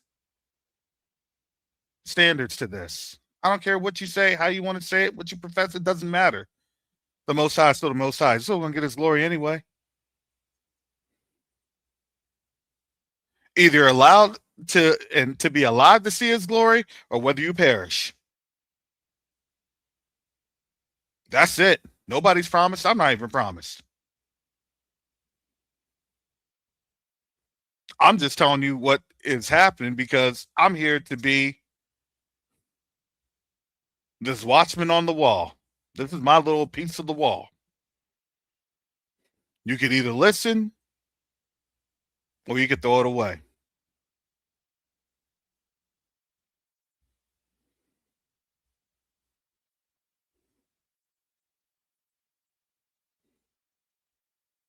And all I say is, it is truly amazing to see all these things taking place.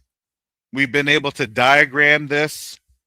We've been able to frame this for years. The question that people have is how much longer? And again, as I have stated it, that's going to be on them. I would actually speculate this. I would actually speculate that more than likely, this is just my opinion, more than likely, they'll try to introduce some sort of a rationing scheme or a rationing program.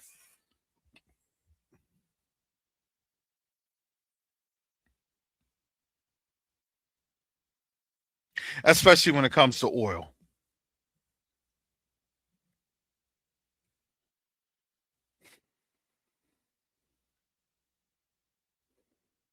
Now, how they will implement that, again, that's to me is going to be a deployment of National Guard as well as other policing elements. Because as soon as you introduce rationing of any kind, especially here in the United States, that's not going to happen. I know, especially where I'm at in South Florida, because rationing also does mean your food has to be rationed too. Your food sources have to be rationing.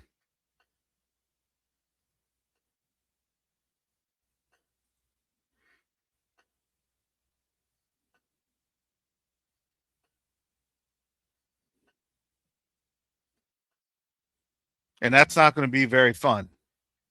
Because again, for safety's sake, you have to make sure that people aren't just going to, get out of my way. Look, that's here all throughout Florida. With our sister on out there in Fort Lauderdale standing her ground. I mean, they fought over a parking spot. A man got deleted over a parking spot.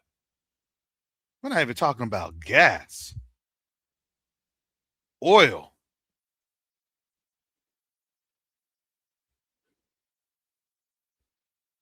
I would say this: it would be prudent and wise of you all to get gas, especially if you are driving, to get some propane, especially if you are having those little portable propane tanks and things of that nature.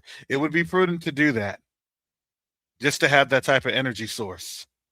Unless you're going to be picking up sticks and trying to, do that old fashioned hand crank method with some straw. Fire, fire.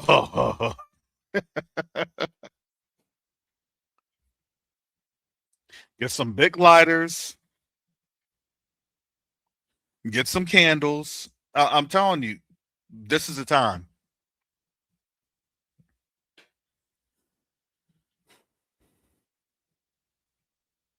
Because what that would also mean, there's going to be a lot of blackouts.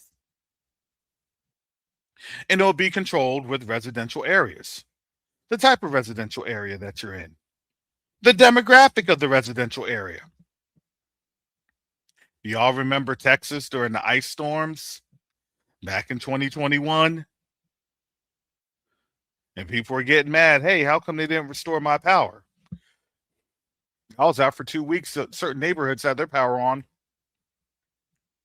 in a few hours.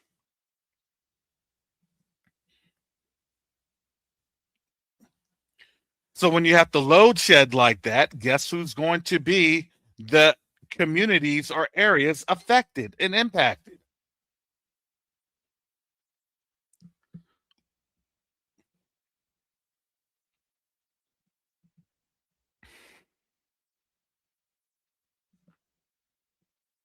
Gee, I thought that, I was good. That's the unfortunately that is the moniker that we live we see because ignorance is comfortable.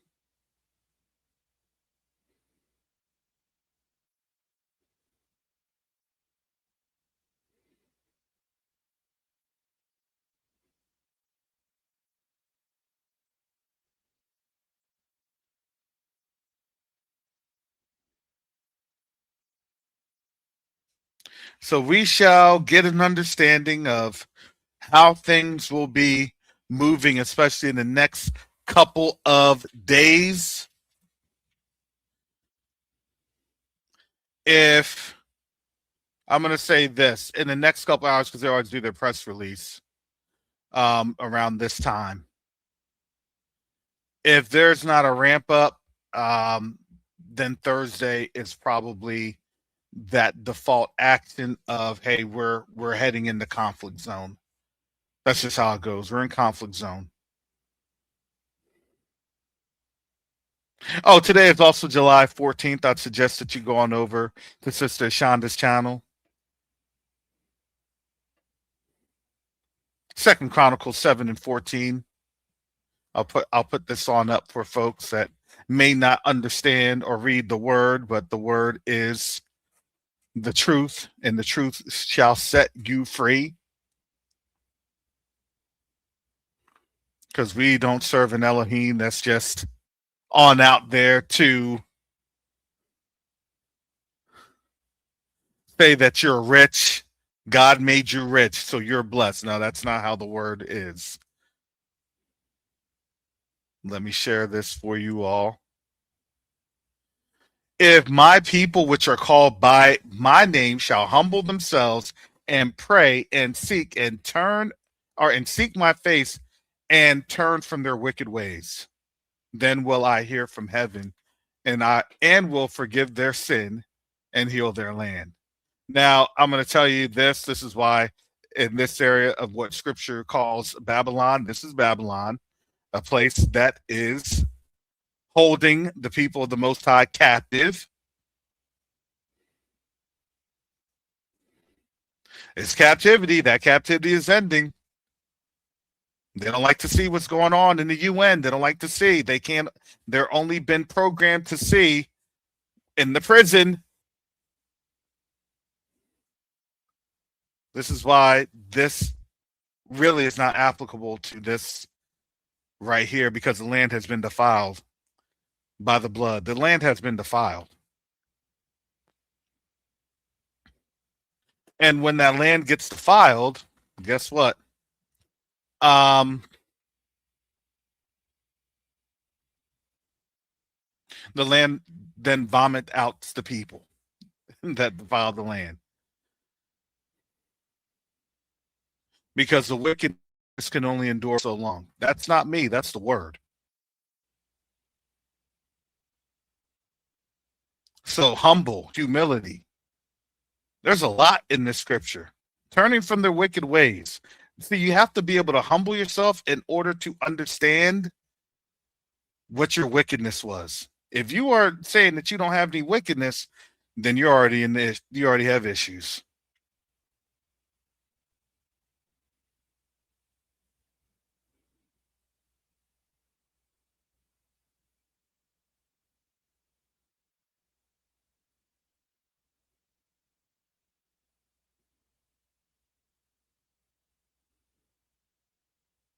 So science is a religion.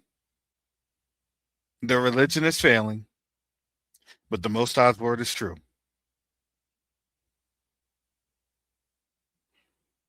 Just saying. If you have questions about that, you can ask the Catholic Church. Because again, that's the spirit of confusion. Just saying. I don't even ask, look, I don't have people believe me. I ask people to pray about it. Seek the Most High's face. And when he does actually give you the answer, you have to have a spirit of humility so then you can actually understand the answer. Because what you will not do is, if the Most High answers you and you want to still continue to be wicked, do you know what you did? You actually condemned yourself. Well, the Most High said, okay, that's literally what happened to Zechariah. I believe Zechariah over Second Kings, when the Babylonians caught him. He didn't want to listen to Jeremiah, and guess what they did? They plucked his eyeballs out and still drug him to Babylon in chains.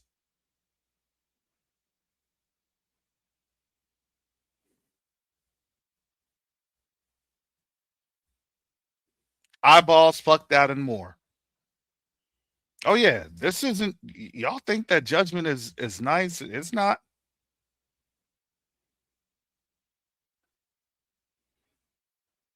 And yep, and Saul is a much more prominent example. He didn't even want to. He wanted to use unauthorized access, and he ended up dying on his own sword. But they just try to say that the Bible is, it's fake. No, it's not. It's fake because you're looking at a fake land. When you actually understand where the land is, the actual biblical construct of where the land is not in southern Greece. Sorry.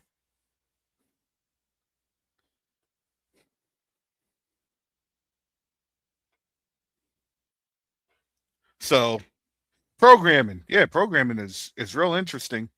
It'll get you messed up. That's why the rest of the world says, well, Americans are stupid and ignorant because we've been programmed.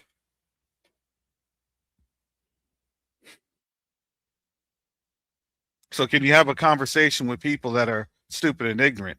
The calculus is actually no.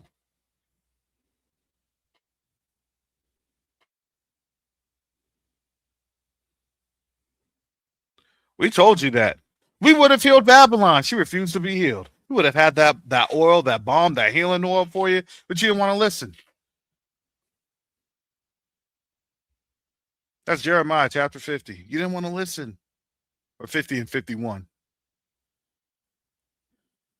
It says it right there in the word. It's already declared it. So for those that want to believe the religion of science, why can't we get out of Van Allen belt, the firmament? I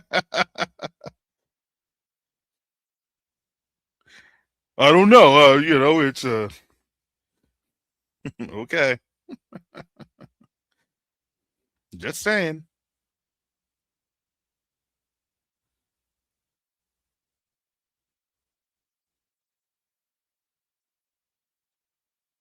Oh yeah, yeah. We got some interesting trolls on in here. True, it was in Cortland, Virginia. Actually, I've driven through there. That's the crazy thing. I've driven through there, and that is a very interesting sundown town over in Southampton, Virginia, and they do actually have a Jerusalem, Virginia, believe it or not. So it is funny. It's really not funny, but if you want to troll and say that that's the case, I mean, yeah, yeah. But even with that, you can't tell me that Yahusha wasn't black. Get out of here. They don't like to tell you that a lot of those that claim the title, they get their tutelage from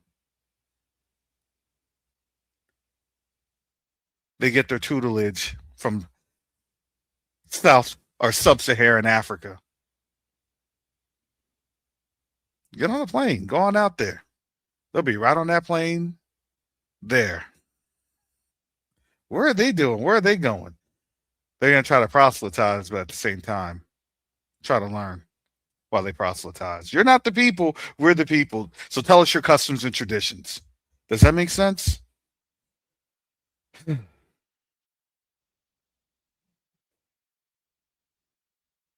The math isn't mathing, but you can only do what you can do. That's why I do what I do.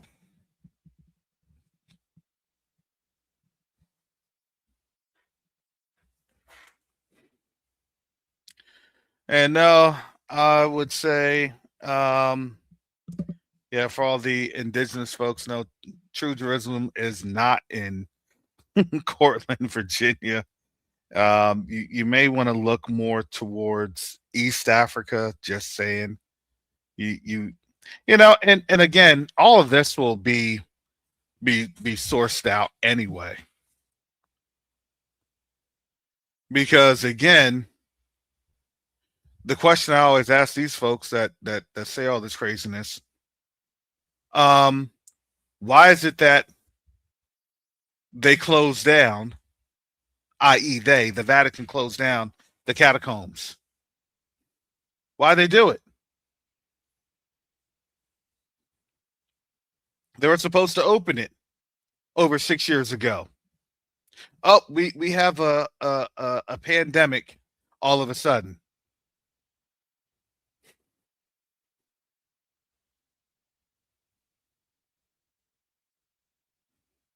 Because again, that is part of reparations, actual history. If you don't have the reparations, then you don't have history. Cultural theft, cultural misappropriation. Hey, we were taken captive. So, yeah, it's property, and that's what they try to say. Identity is property. Why do you think they get mad? Well, we can't. We want to be around you. Why can't we be around you? We want to. We want to know. We want to understand. That's being racist for not being around us. Did you see in less than 3 weeks how that has flipped in their community? And these are white folks saying, "Hey, black folks, now's not the time. Don't hang around us. Not in this time. It's dangerous." Their wizard, literally wizard,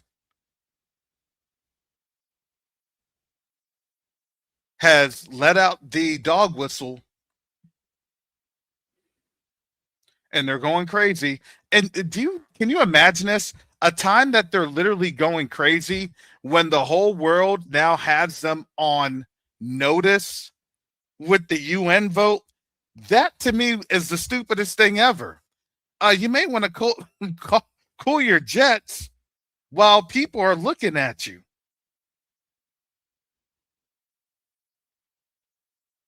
But they don't have any sense.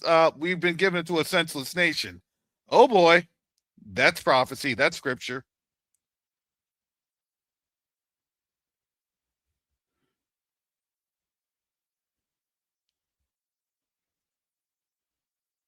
All right, I got to get up on out of here. I got things to do.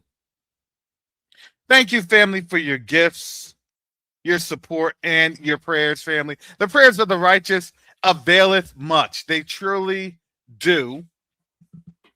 They truly do. I haven't been on out here just, talking and saying things and doing. Look, actions speak louder than words, and their actions are telling on themselves. They can be whatever and whoever they choose to be up in that matrix. Whatever that data center matrix, whatever that brain chip, because it's going to be, to me, transhumanism is going to be their evolutionary steps to be transformed into the Borg. Mark my words. How did you all get like this? We're the new species. We're the whatever species. Whatever they want to call themselves species. Homo borgogenesis. They made that up. I didn't make it up. Google it. Homo borgogenesis. They literally called him the Borg. That's the Star Trek thing. Next Generation. That's way back in the day. That was something I was watching growing up.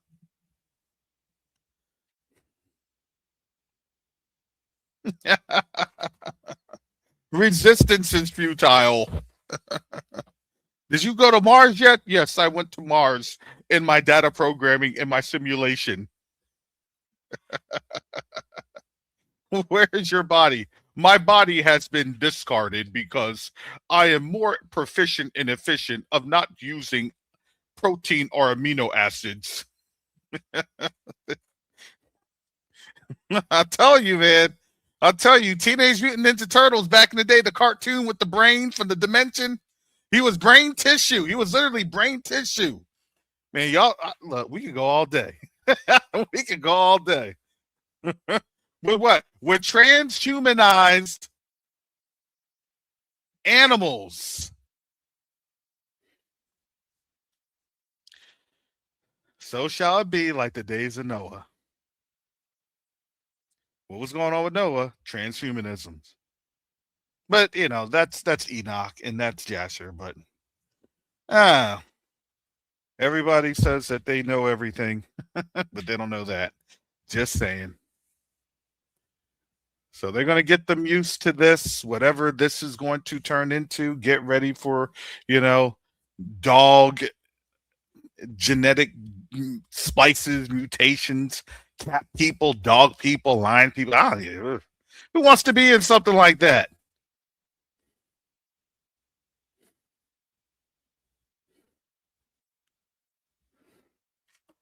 That to me, that's the definition of hell. I'm just saying. That's the definition of Sheol right there. I gotta run because why? Because humans are going to be living in the wild.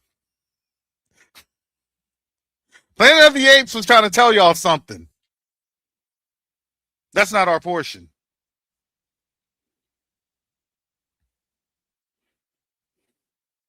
Oh yeah, that buffalo put that man like 10 feet in the air.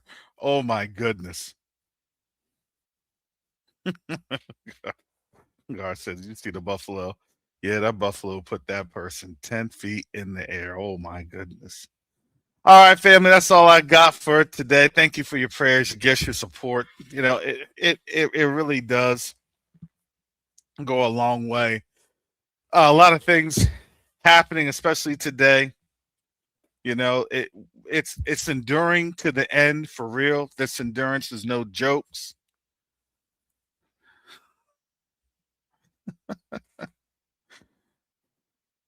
But that's why we take the name of Yahusha with us. Take the name of Yahusha with us wherever we go. So, with that, I got to get up on out of here. All right. Shalom, salama, sihemi, shalom. Peace and blessings. Yasharel.